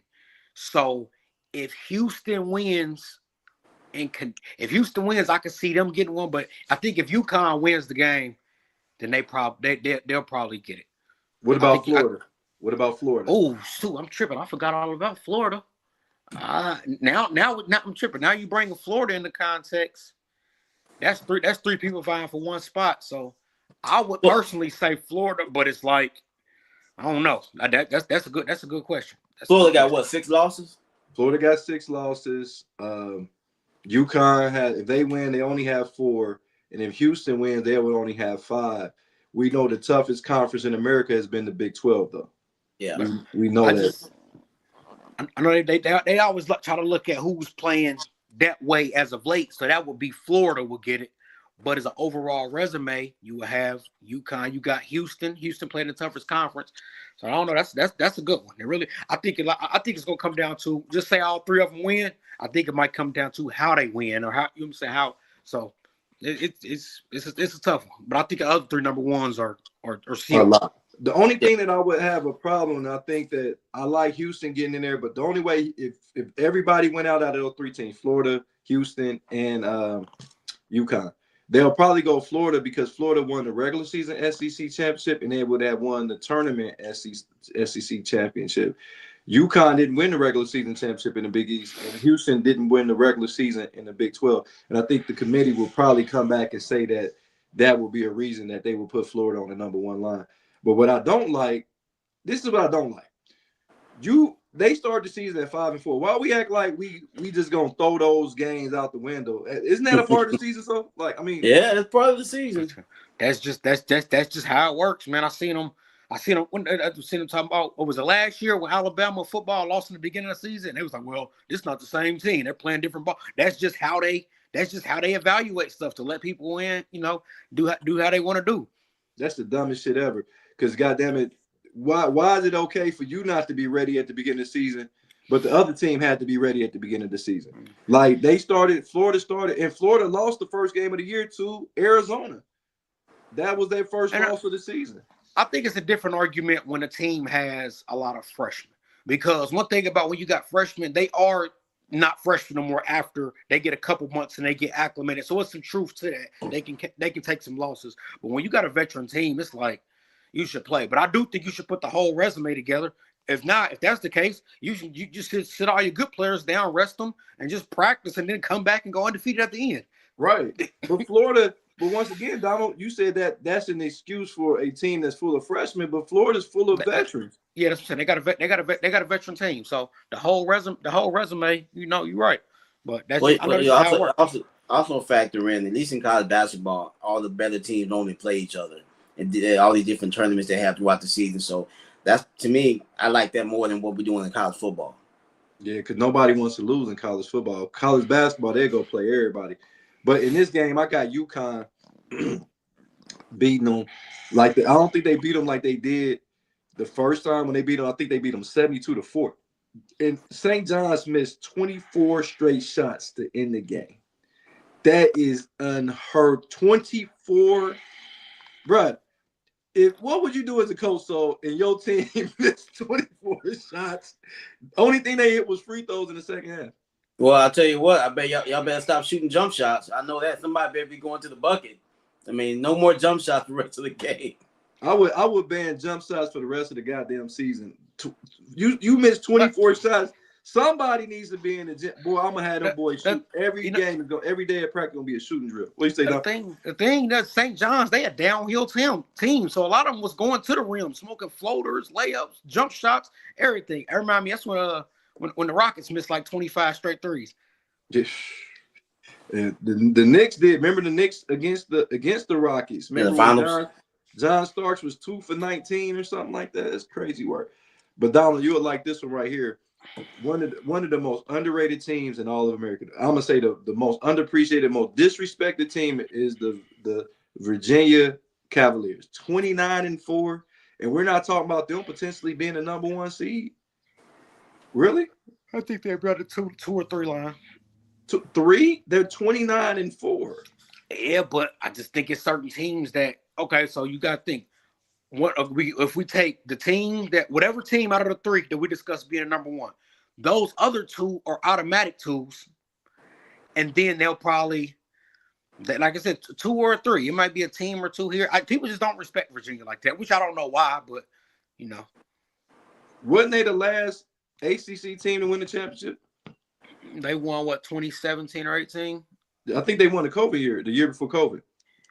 Yeah, that might be. It might be. It might be. I'll have to look, but they probably so. And nobody because they lost, because they was the first team. They lost the 1 seed. They lost to a 16 seed. Yeah, and then they came back. And then they came back and won it the next year. Yeah, you're right. They did. So that's crazy that nobody remembers Virginia winning the championship. Nobody. Did they have any really good players on that team that year? DeAndre Hunter and Kyle Guy. They had Ty Jerome. They were solid. But that's what college basketball is all about. You're not gonna always have the superstar players that win, but the disrespect of a team that recently, I'm talking about recent memory. So we ain't talking about a team 15 years ago, 20 years ago. We talking about a team less than 7 years ago, just won the national championship, and nobody talked about Virginia. Then all of a sudden they go and they're 29-4, and I don't even think they have cracked the top 8 none this season. I don't know. Maybe they'll think their conference is not as tough as some of the other ones. I know they have Duke and North Carolina in their conference, but maybe that has something to do with those 2 powerhouses overpower what Virginia does. If Kind Virginia of was in, like Penn State in your conference in football. I mean, no one shows them any love because they have Michigan and Ohio State in the same conference. Michigan, Penn State's kind of like an afterthought sometimes. Yep. They won 2019. It wasn't no champion in 2020. Won 2019. Baylor got them one. I forgot Baylor got one. yeah, Baylor got They one. did get one.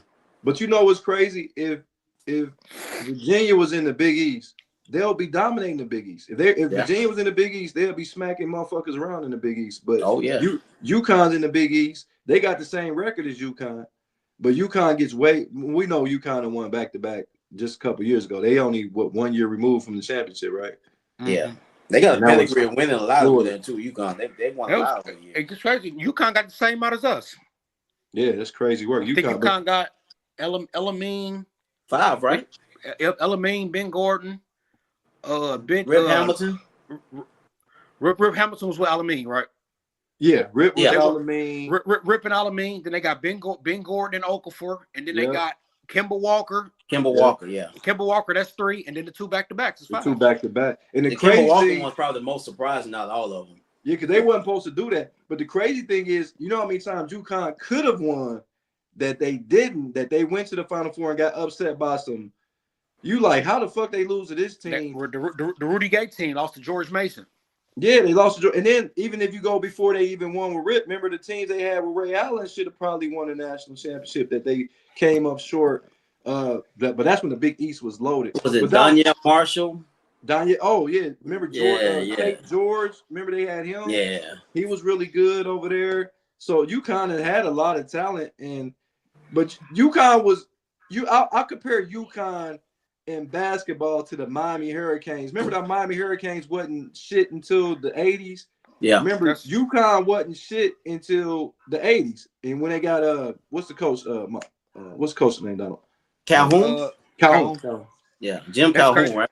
Yeah, that's crazy. You just took what I wasn't gonna compare them to Miami, but I was gonna say that. Like one thing about UConn, they either in the championship talks or they just not even spoke about. Like it's not for real. Like Miami. Like Miami either be in the championship talk or they just 6-5. You remember when they won the championship with Kevin Ollie? Yeah, I remember Kevin Ollie. That's the one they won with Kemba Walker, right? Kevin Ollie? No, I think Ollie older. They got 6, Donald. They got one with Napier. Kemba Walker Kemba Walker have been gone. No, UConn got 6. No, Napier won with Walker.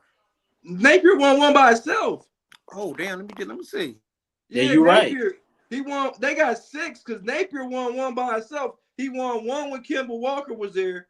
So okay, let's go back. They got Rip Hamilton and Elamine. They got Ben Gordon and Okafor. They got one with Kemba Walker and Napier. They got one with Napier by himself, and then they got 2. They got 6. They got 6 in the 2000s. I think you're right. Yeah, because Napier, I remember Napier was complaining about not having no food, and he talking about he wasn't getting no money. I'm pretty sure he would have got tons of money in the NIL period. He would never went hungry. But when Donald gets back, Kevin Ollie was the coach in 2014, and they won it. Yeah, they won it. So that means Kemba was what 2010? Yeah, 2010, 2011, something like that. Kemba was 20. Yep. Kimba was so they got 6 in the 2000s. Yeah, they got 6. Oh, they got that's the most. That's crazy work. Florida got 3 though. That's crazy. Florida got 3. They won another night before because they won back-to-back. So before I even get to this question right here, is Florida a basketball school or football school? Ooh. I would say they're both. They've had a lot of success at both sports. I would say they're both. Right now, I would say they're both. Donald, Florida football school or basketball school? Fuck Florida. They beat what was that? 07? They beat us in both championships. Yeah, they beat the brakes off us in both championships. And they beat us in basketball and football in the championship in 07. But Florida, as of recently, because Florida ain't had too much success in football recently as basketball. So what you think? They got 3 championships in football. I just think that Florida's nostalgia in football, they haven't done enough in basketball to overcome all of that yet, but they're creeping up. But as of recently, the last 20 years, I would say probably basketball. But but before Florida got a lot of history on the football, just the nostalgia, Yeah. and just so I won't say it overtook it, but it's close. But Them Donald, Tim Tebow hold days. on, so not just the 3 championships they got in basketball, but they went to the Final Four several times. Mm-hmm. They was going to the Final Four in the 90s. I didn't even realize Florida was going to the Final Four in the 90s when they had the Demetrius the Meat Hook. They had Mike Miller. They were getting to the Final Four, then they finally got over the hump when they got Al Horford and them. And Mike Miller, Mike Miller, Udonis Haslem. Udonis Haslem never left Florida. that nigga don't know no. He was high school, college, and pros. He don't know no other thing.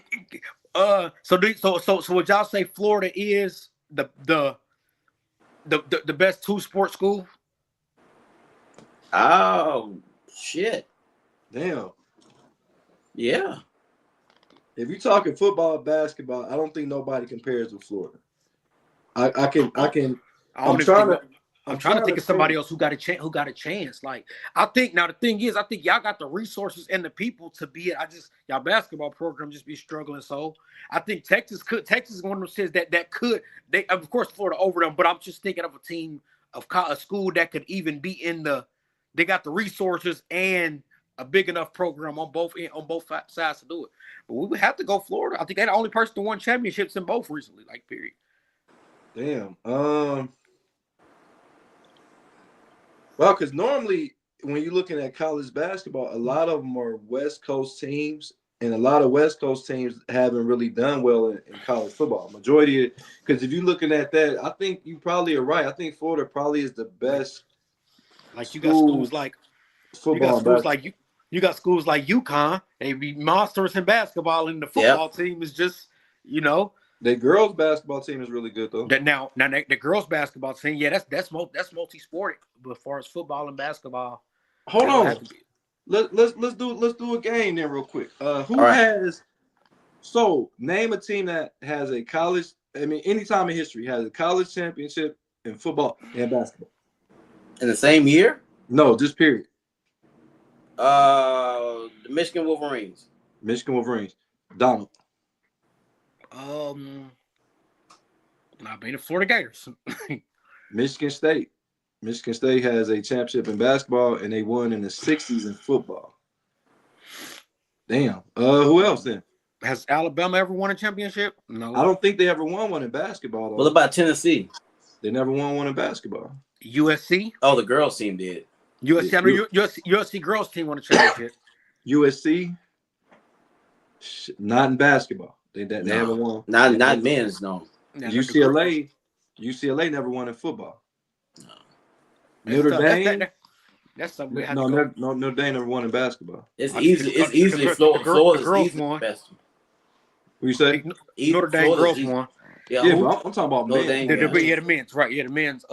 Oh wow, Michigan State, Michigan, Florida. Who else? Which I don't know. But you had to. We had to go look at some of the teams who won it, like not Sam Virginia, but the teams that get forgotten about it as who came along one year and won a championship and probably got a powerhouse on the others, because it's hard to be consistently good in both. Like I ain't gonna lie, Florida doing something amazing for real. We know Nebraska ain't won both because they ain't got a game. They ain't even won a damn game in the post. But that's damn. We know, no disrespect. We know Duke ain't won in football. We know North Carolina ain't won in football. So Georgia Tech ain't. Well, Georgia Tech actually won in football. They won a championship? I think they did in Colorado, and I want to say tied for the national championship at Georgia Tech in like 90. Did they split the championship? I think they might have split one. Colorado did too. Remember when they had Darren Hagen and Eric Bieniemy? They split a championship. Remember I always thought that was the dumbest shit. Yeah, they remember splitting championships is the dumbest shit. Nebraska did that one year too. I mean, what? Come on, man. Let's get a real. Wasn't that with Michigan? I think it was. So Michigan ain't even out. They can't even win outright. Them motherfuckers. Can y'all hear me when I'm not on the screen? Yeah, no, I hear you. Okay, so the Indiana Hoosiers. Indiana, okay. Oh, forgot about them. Indiana. Arkansas Razorbacks. Okay. Yeah, Arkansas won. They won champ. They must have been a really long time ago when they won fucking football. They had to be 60s. The Cal Bears. It says Stanford, Syracuse. Syracuse. They had to win it in the 30s. I don't know because it don't say the year. Just say the school. And I think it's let me see. 2 more. It's That's still not a lot. And 3 of them are Big Ten schools. Ohio State. I didn't know they won one of basketball. I never know when they won basketball, and it says the UCLA Bruins won one in football. I don't know what year. The fuck they win? Flag football? I don't remember that shit. When the fuck that? But do you see how many teams? No disrespect, how many teams that is a Big Ten? Indiana, Michigan State, Michigan, Ohio State. Now they saying UCLA, which you could say they're a Big Ten team now. So that's it. But that's a tough list, though. I don't know how we just skipped over Indiana like that was, but because they just got there. In Indiana, the only person that won was undefeated in both. They got the last undefeated. They got the last undefeated season in both sports. That's some good shit. So Florida's probably here on Against the Grain Sports. So I don't want to hear no other outlet talk about it. We just crowned Florida as the best football and basketball school in all the sports. Oh, most definitely. I'm disappointed in y'all though. So why? Because I just feel like Texas. I know. I just feel like they should have. I feel like they should be one of the schools, at least one in basketball and football. I didn't know Ohio State ever won it. I didn't either. They must have won when they had George Lucas maybe. But this is my thing I'm not as mad as I should be because Texas has so much competition that they got. I mean, you got Baylor in state, you got Texas Tech in state, you got what's another school? TCU. Y'all got a lot of, especially in football. And I know y'all got a lot of great talent down there. Now you got the Houston Cougars, but it's a lot of talent that got to go to all these schools, man. So I don't think Texas I don't think they care enough about their basketball program to actually win. And to me, I mean, they've had some good players in spots. DeMarcus Aldridge, of course, KD. What's this little light skin point? Yeah, and they've had some good players, but they never put them all together at one time. PJ Tucker. Yeah, PJ Tucker. They had what's your boy TJ Ford? Yeah, they've had some good players over here, just not enough to win a championship. Yeah, okay. It ain't easy to do in college basketball, boy. I tell you what, that shit is not easy. I don't know if we picked this one here, Virginia or Duke. Who you got now? I'm going Dukies. We got Duke. I don't know where Donald is, but I'm pretty sure we know where he's going. But I'm gonna check out some stats. Yeah, he'll be back. He's checking out some stats. But I think actually Duke will win this game. You can feel the effects of Duke not having Foster in the lineup with his broken foot. We don't know if he's going to even be ready for the tournament. I think that's a big loss. I don't think Duke can win the national championship if he's not back ready for the tournament. I think that they struggle when they get to the Sweet 16 if he's not in the lineup. So we shall see. But Virginia, man, get some respect to Virginia, even though they're not going to win this game. But so, man, we're going to go NBA while we're waiting on Donald to get back to finish out the show. But the NBA game of the day, we got the Denver Nuggets 41-26 and the Los Angeles Lakers at 41-25. So the Lakers technically are ahead of the Denver Nuggets in the standings. I think they're the number 3 seed in the Western Conference. Nobody would have thought that. What do you think about this game right here? And Luka Doncic is coming off a monster 50-point game. This is for seeding. This is important. This is for home court. You want to win these matchups because it's close to their record. It might come down to a tiebreaker. The Nuggets are getting healthier now, and Luka, his family, he lost his family. He's been playing some ball, playing some good ball of late. His wife took his soon-to-be wife, well, now they're not together anymore. Took his 2 kids back to the home country. So Luka's in LA by himself. So he seems like he's super focused now. So I hate to say this, but I'm going Lakers to win today. Yeah, I've seen some people that posted. So this is not one of my stats. I can't take credit, but it was a guy. I think his name is Trent. He's a social media guy. He said that the Lakers play better when LeBron James is not in the lineup. The crazy thing is I agree because remember I said a couple years ago they should have traded LeBron James. You did say that, and I think they will be in a better position if they did. Pause. But my thing is, once again, nobody, and I can't wait for Donald to get back on here because the conversation I got for this is we talk about Luka Doncic. We talk about Luka Doncic. The dude is fantastic. We talk about the Joker. These are two foreign guys that don't get the criticism that American-born players get. Like I said before, and anybody can join in. Appreciate you. Eagles Philly said we had a great show today. Appreciate you, my boy. This is my thing. So the Joker has been in the league, 9 years?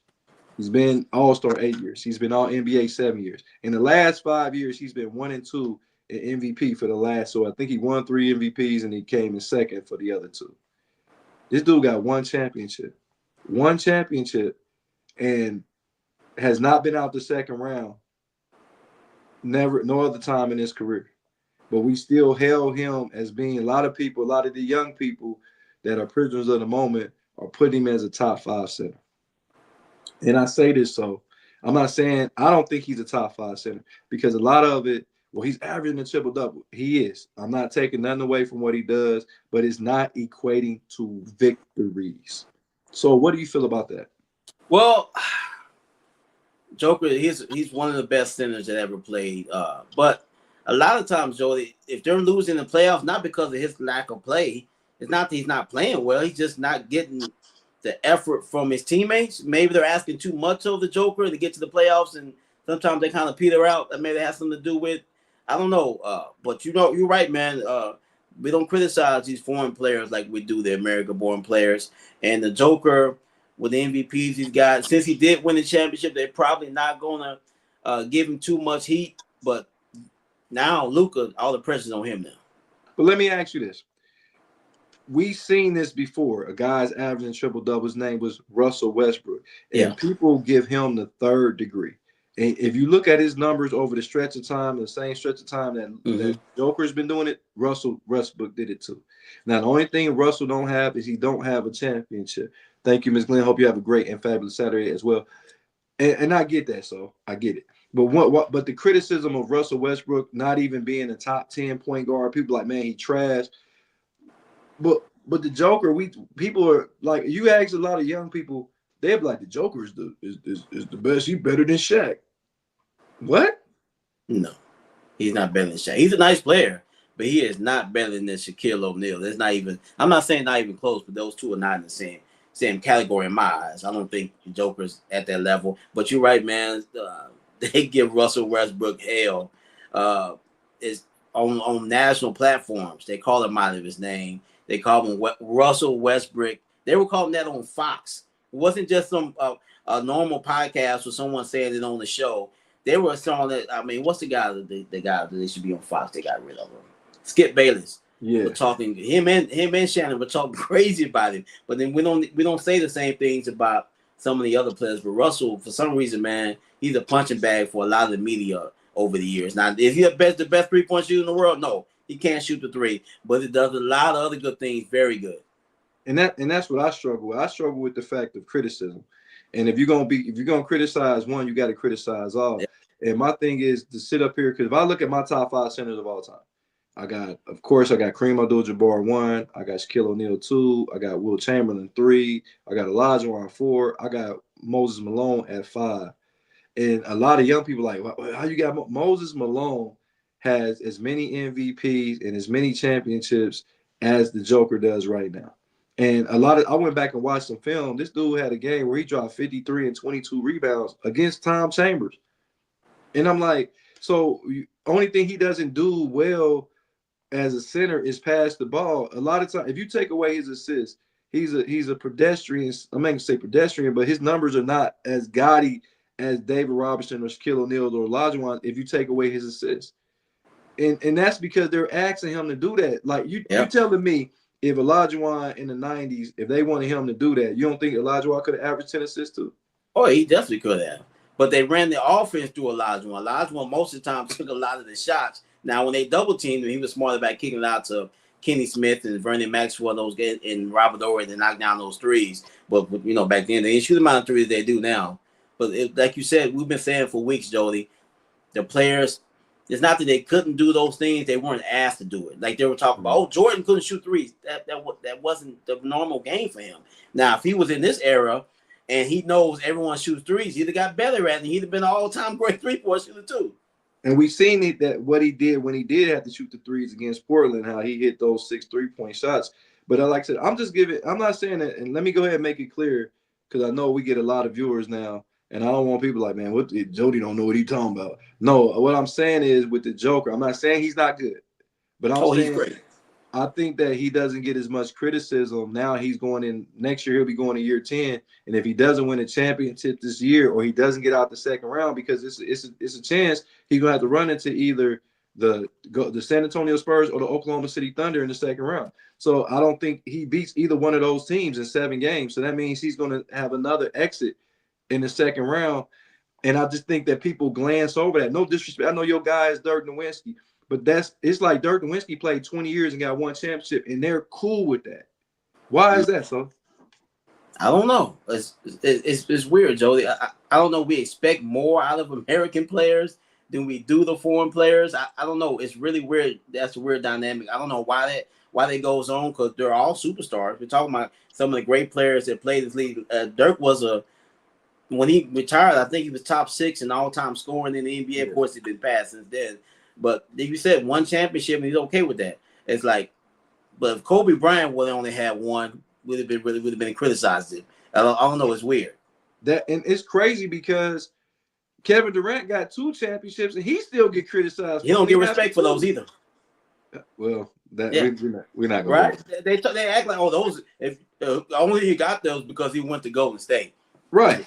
But if you look at it, like when I'm just saying, the criticism just doesn't always fit, because Kevin Garnett is an American born player. He got 1 championship, and they kind of get on him for only having 1 championship. But he played in the same era with Dirk Nowitzki. But it's like Dirk. It's like, okay, when you say best power forwards all time, a lot of people put Dirk over Kevin Garnett, and both of them got the same level of success. I would think, to be honest, that Kevin Garnett got a little bit more personal accolades because he won the Defensive Player of the Year and was known as a defensive player, and he got way more all defensive teams than Dirk Nowitzki. I don't think Dirk's ever won a been on the defense team. Dirk went by the whole Luka plan when it comes to defense. Yeah, he really wasn't playing no damn defense. Not a lot of them. So, and I'm not, like I said, I'm gonna end the show, but I just like to get shit out in the open. I like to get shit out here so people can see the perspective that we're trying to say. We're not trying to say it's just the criticism for foreign born players is not the same criticism as American. I got another one for you. So Yao Ming. Nobody ever complained about Yao Ming. I mean, he was injury prone. Nobody really said about his injuries. He didn't win a championship. I don't believe he ever made it out in the first or second round himself. Matter of fact, I don't think he did, because remember, he was with Tracy McGrady. But nobody ever says anything about Yao Ming. Maybe that's because they give him so much credit for popularizing the game where he's from. So we got all these new fans now because of Yao Ming. You know, he was making all-star teams but not even playing, because everybody from his country was voting for him. He made the game. You know, the old commissioner, rest in peace, wanted to make the game so international, and you know Yao Ming was a big part of that. So maybe that's why we don't criticize Yao Ming for not really living up to expectations when he got to the league. I agree. The only person that seemed like they criticize as foreign born is Giannis. I think they give Giannis a hard way to go, because they're saying, like, why Giannis haven't won another championship?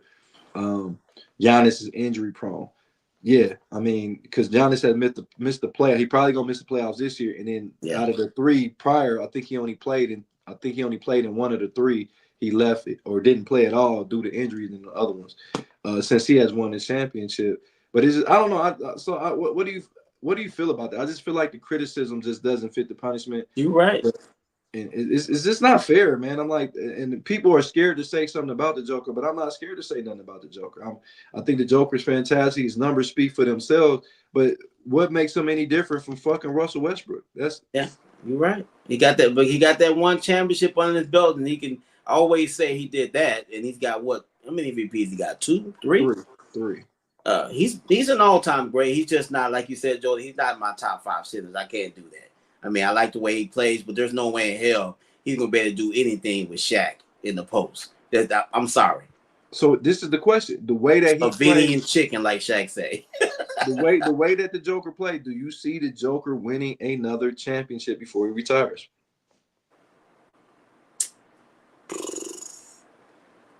Yeah, with the right pieces around him with the Nuggets, I can see him possibly win another championship. He's got the talent. He's got to get the proper running mates to go with him to win one. Yeah, he can do it again.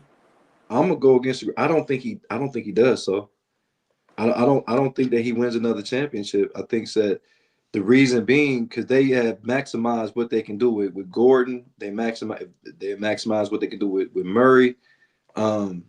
And we know with the Joker, and then the Joker's 30 years of age, and it ain't like he's in the best of shape. Well, that's true. And then, like I said, when he gets to the playoffs, he does not. He looks like he runs out of gas. I mean, his numbers are different. His numbers, you'll look at his numbers, you like, man, this dude got this, and that on his numbers, right? So, but when you look at the end of the day, what does a triple double matter? Because if you look at his monster triple double when he had 30 and 20, he's like 500 when he's done it. Would you be surprised at all, Jody, if next year the Joker's playing with Luka in LA? That wouldn't shock me. You know, the Lakers been known for making those type of major moves. It wouldn't shock me if they got him to go to LA and mixed in some other players next year. You know, they're a championship team or close to it. Hold on.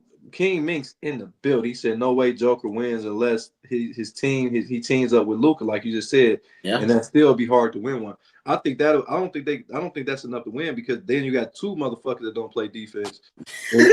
Like, you got to get the right mix of players around them that's unselfish and they can knock down threes, which is not easy to find. That they definitely have to do a lot of work to make that happen.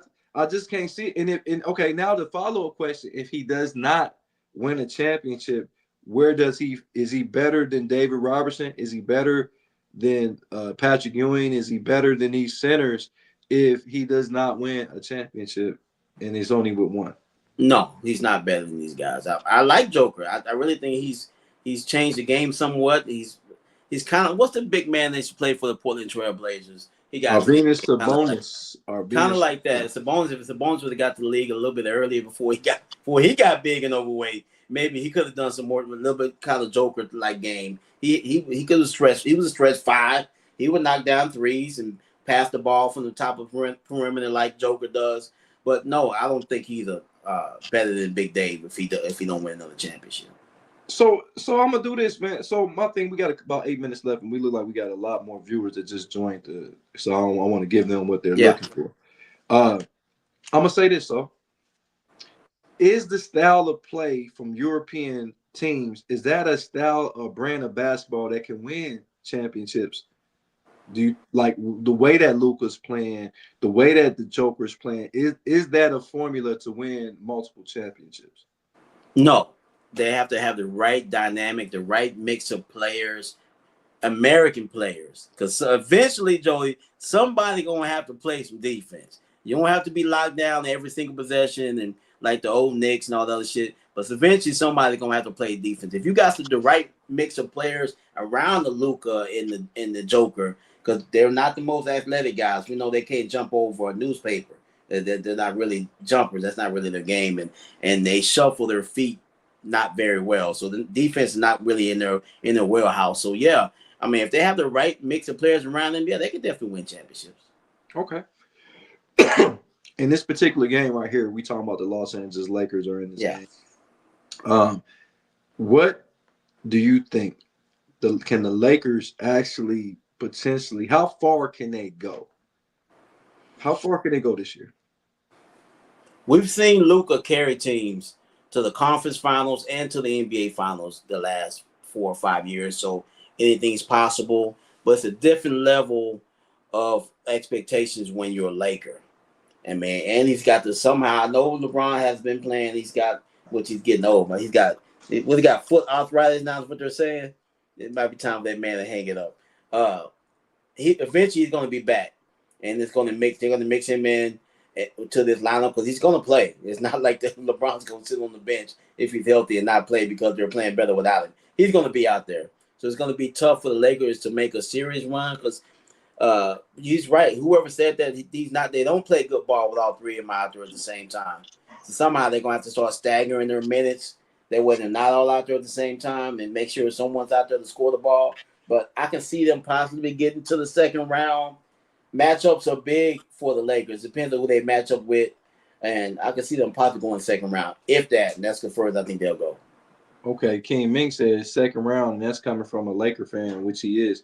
Yeah. I don't know, man. I don't know if they get out the first round because we know that LeBron James is still feeling like he's the best player, and he's not. He's probably the third best player on the Laker roster right now. And what DeAndre Ayton are we gonna get? The last couple of games we seen DeAndre Ayton play out of his mind, and we're like, okay, this is DeAndre Ayton. That was the number one pick that the Phoenix Suns had great hope for. We don't know what player we're gonna get there. Austin Reed, we know he can fill it up offense, but the nigga couldn't guard me in my sleep. Nope. And you got Luka that's not gonna guard nobody. And then, like Donald says all the time, Vanderbilt, if he's on the court, he can guard anybody, but he's a very much a liability on the offensive end. Hashimura, you don't know what you're gonna get out of that kid. You might get a 20-point game, or you might get a 2-point game out of him. So the Lakers are so inconsistent. And then I like JJ Redick as a head coach, but he's gonna be one of those guys that I believe is gonna go on to be a journeyman head coach. I think he's going to be with the Lakers another year or two, and then the Lakers are going to part ways with him. And then he'll land with another organization like Brooklyn or something like that and won't do well there because nobody does well in Brooklyn except Jason Kidd, I believe. Wasn't Jason Kidd a pretty good head coach in Brooklyn? Or was he? No, he was with Milwaukee. I'm sorry. Yeah, Milwaukee, yeah. But nevertheless, man, I just the Lakers, man, it's like that's what I hate about the NBA. I like the NBA as a whole, but I don't like that it's a lot of teams that ain't even trying to win games, man. You know what I'm saying? It's too many teams that put a roster together and they're not even really trying to win. Like, it's like, oh, I'm cool if we get to the playoffs, or like what's the point of putting a team together if you're not trying to win a championship and everybody got the same access? Talk to me about that, man. Where every team has the same, they got the same salary cap. They got the same opportunity to make their players better. Why is it that some teams seem like they don't give a fuck about winning? Well, this year is very important, Jolie, because you factor in all these dynamic freshmen that's going to be coming out of college this year. With possibly 5 to 6, maybe 7 really good players is going to be in the draft. And if you're an organization like Utah Jazz, brother, I don't give a damn if you got $150 million to give a player. Players do not that look like us want to live in Utah. Right. Why would I take that Utah money? I can go play in LA or San Antonio or Cleveland, anywhere else where there's more people that look like us, but Utah is struggling. So a team like Utah, they kind of have to lose a lot of games to get better, and you forcing these players to go to your organization because you draft them and maybe through a trade. But some of those teams, I think they don't have much choice, man. Sacramento Kings, they're another team in that situation. They have to get better. They have to lose because free agents don't go to Sacramento. That is what it is. I think that's the dynamic that I think a lot of these teams are dealing with. King Mink said, "Trust, I know I'm going through it here in Memphis. Our tallest guy is Taj Gibson, and he got him from cutting grass at home." Now this is the thing. This is the problem that I see. You really hit the nail on the head. So you got a team that got to lose to get the players. But okay, once you get the players, you're not getting free agents to come play with these players. Look at Minnesota. Minnesota been trying to get somebody to team up with Anthony Edwards since he got there. They really haven't done it. Remember, Kevin Garnett was there for years. They couldn't really get anybody to pair up with Kevin Garnett. Remember, that's why Stephon Marbury left, because he said he didn't want to live in Minnesota. Like, they had something special with him, Marbury and Kevin Garnett and Tom Guglielmo. People forget about that. And they had Anthony Pillar. They had a nice little nucleus there, but he said, "Look, I'm from New York. I ain't used to no fucking Minneapolis, Minnesota. I got to get up out of here." They had Kevin Love. They couldn't do anything really there. If you look at teams like Toronto, Toronto's came up because of Drake, but when Vince Carter was there, nobody wanted to come and play in Toronto. Nobody wants to go to Indiana. For a long time before LeBron, nobody wanted to go to Cleveland. And I think that when you have this type of level of players that only want to go to certain destinations, whether it be Miami, whether it be the Lakers, whether it be Houston, but I don't know how Boston was able. I don't think Boston is a great destination to live, from my understanding. So with all that being said, I think we're never going to see certain teams be successful because you just said it. We're never going to get free agents to go to certain teams, no matter who is playing for them. Unless they get lucky in the draft and get that perfect, and they got the next LeBron in Sacramento. Then they'll start maybe possibly getting players to go there. But only in the NBA they care about where they live, Jody. We know in the NFL people don't care. It seems like they're more dedicated to winning in the NFL because Green Bay Packers are getting some free agents. We know it ain't no brothers in Green Bay except for the ones that are on the roster. So I think the NBA got an issue with that because players going to get their money and all they guaranteed money. Nah, I'm not going to go there. I'll turn that money down. I'll wait till some other team calls me because I don't want to live in a certain city. So that's what we got going on in the NBA. I just think that we need to do something about it because because Phoenix is not a bad place to live. I don't think Sacramento. I don't think is a bad place to live. So it's like some of these places, I just think that they just ain't committed because it's not just the place to live. It got a lot to do with their front office. You got a lot of people that don't know basketball. Yeah. You got people that's kin to people and they want to keep it a family business. Which is understandable, I guess. If you got a family business, you want to keep it inside the family. But if these people don't understand what football or basketball means, I struggle with that. I struggle with not putting a really winner out there on the field where everybody got the same resources, man. It's just like you can look at teams in football or basketball. You can look at a team and you know these motherfuckers ain't trying to win, man. Yeah. You telling me that the Jets look like they want to win now in football. The Jets look like they want to win. The shit they doing, I'm like, okay. The Raiders look like they want to win football games. But for a long time, neither one of them organizations looked like they wanted to play football. Jody, the Memphis Grizzlies had some game tickets lately. I think the tickets were like $7 for a game ticket because we know they're not trying to win basketball games. If the superstar is not showing up, why the fuck do I want to go to a Memphis Grizzlies game to watch these guys purposely lose basketball games? That like you said, they're putting that stuff on the floor and they expect fans to show up. Come on, not just Memphis. I'm just using it for example. A lot of teams are doing that. But why the hell do you blow up a team that wasn't good from the jump? Like you talk like if you look at the Memphis Grizzlies, now we got King Minks in the building. Memphis was just the second seed in the Western Conference just about 2 or 3 years ago. That's not too far removed from being the second best team in the Western Conference regular season record. And it's like y'all went in a completely other direction. Like, why ain't y'all stay in the direction that y'all was going and just build upon, Ja Morant? Even though Ja Morant hasn't had any off the court shit in a while. Build on Ja Morant. Build on Jaren Jackson Jr. Build on Desmond Bain, who's having an outstanding fucking season in Orlando, by the way. Like, you letting guys get out of your organization that plays at a high clip. And I'm just like, y'all not really trying to win shit, man. That shit is corny to me, man. And it's disheartening when I see people like myself that, had dreams and aspirations to go into the NFL. And I know people that wanted to go to the NBA would love to be in these shoes of these guys. And y'all and like I said, I'm not blaming the players. And I don't know what all their circumstances are, their home life. Like you just told me, I didn't know nothing about Smith having to get a restraining order against his family because he's getting people asking for money. But we do know what the product looked like on the field. Yeah. And Kobe even told on so many. And I ain't saying you got to work out the level of Kobe. Like we talking, Kobe was different. But shit, it's people. If Kobe is the best player on your team, the best player in the NBA, and he's getting to the gym at 3:00 in the morning, and you're not even that good, and you're getting to practice 15 minutes before it starts, and you leave as soon as it's over, why the fuck would I pass you the ball? Well, you look at it, Jody. I think a lot of people, not just professional athletes, people in general, they think I'm making this amount of money now. I'm content. I made it. No, this is when the work starts. But not everybody's built to be great. Some people just been, this check, I'm paying my bills. I got a little extra cash. I'm good. I don't want overtime. No, I don't want no overtime. I don't care about none of that shit. My check is good enough for me. And I think a lot of NBA players and NFL players, they make all this fucking money and they're just content. I don't have to be great. I'm rich. I'm happy. You know where I come from? Some people don't have that mentality, the Mamba mentality to take their game to the next level. But we all know if you make it to the professional athlete, you got the talent. But do you have the heart and the drive to make yourself better? A lot of players don't care about that. Like, to me, you're absolutely correct. To me, if I got to that level, I want to be the best at that level. That's the type of person I am. Why get to this level to be just another person?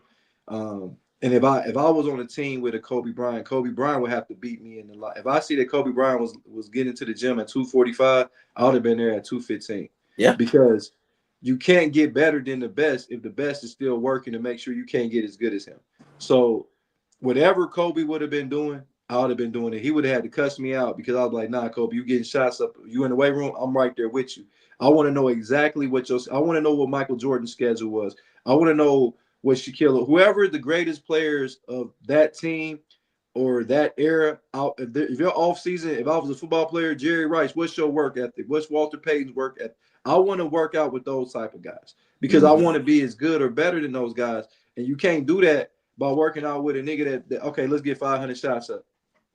Nigga, if they shooting 3,000 shots, you putting up 500 shots, and you ain't as good as them already, like, come on, man, make that shit make sense. That's man. them outside distractions, Jody. You're worried about the next Lamborghini you're gonna buy. The money's there already, but you're not focused on what got you here.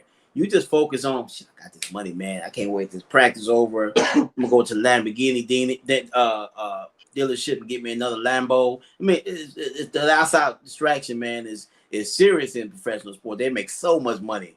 In NBA, all that guaranteed money, man, they don't even have to be successful. As soon as they sign that money, they're going to get that money regardless of what. NFL, they sign them contracts on toilet paper. They flush that shit. You get the fucking up if you want to. We get rid of your ass. But the NBA, the players are extremely comfortable, which I'm happy for them. They're getting their money. They don't have to show up. Oh, I'm going to miss this game. I'm going to miss that game. NFL, they don't happen because these players are scared to lose their jobs. Look at your favorite quarterback, Patrick Mahomes. 3 years ago, he was playing on the busted up ankle. He could have easily said, you know what, coach, I should probably rest my ankle.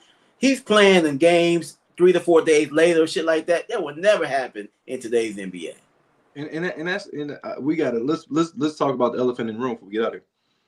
Women, they worried about the amount of women they gonna get. Yeah. Like if first of all, if you making that type of money, the women gonna be there. Oh yeah.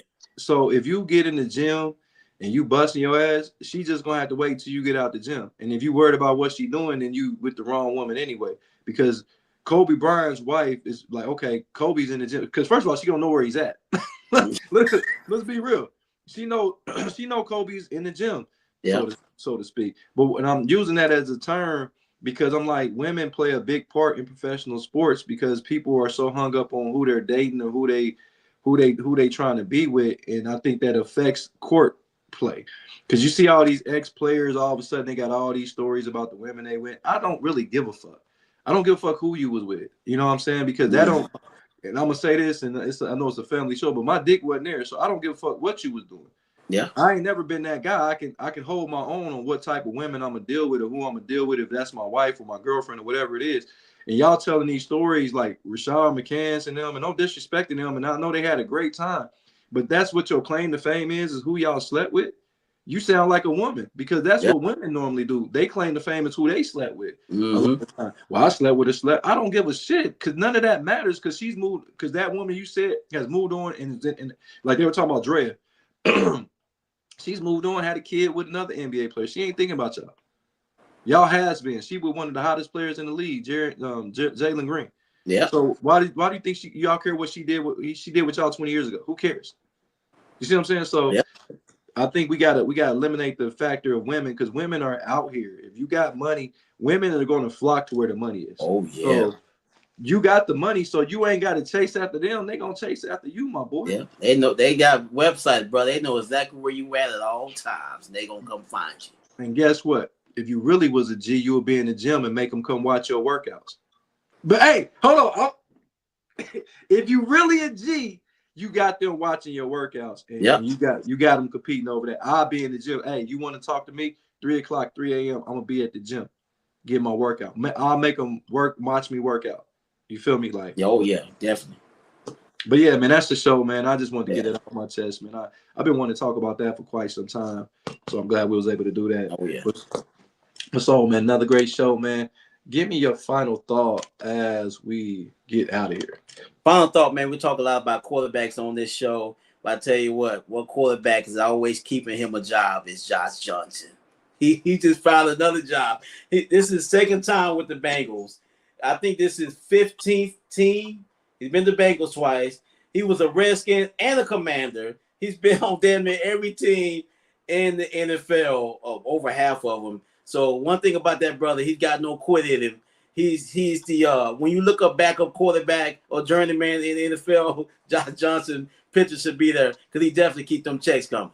No doubt, man. He definitely is gonna be on the roster, man. So you gotta have some talent. Yeah. My final thought is, man, that the Big 12 was being innovative during their tournament. They had a court with LAD court. It was a glass court. Some people liked it, some people didn't. I think it changed according to what teams was playing.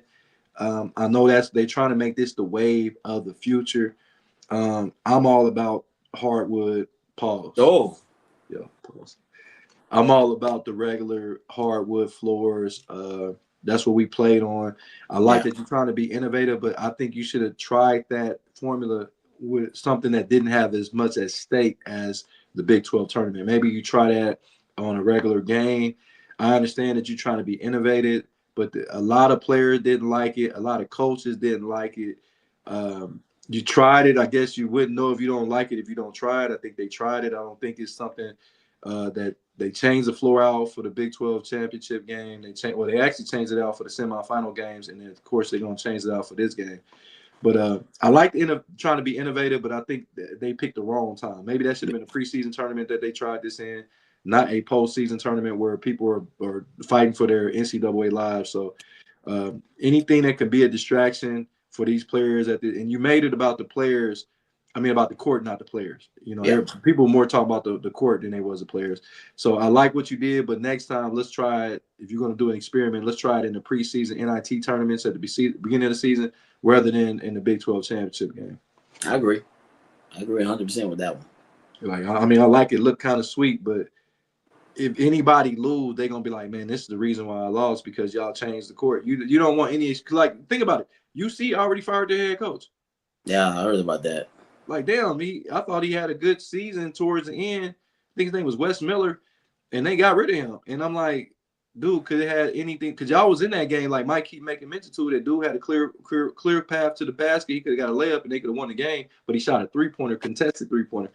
And the coach got fired. You see what I'm saying? Like, I don't know, man. But we'll talk about that more tomorrow. I'm your host, Jody Coleman of Against the Grain Sports Podcast, Uncut, man. We got my man, Jarrell Soul on Sports Glenn, all the way from San Antonio, Texas. We got Donald, the voice of the youth, that was just on earlier. Michael, the People's Champ Perry, that was on earlier.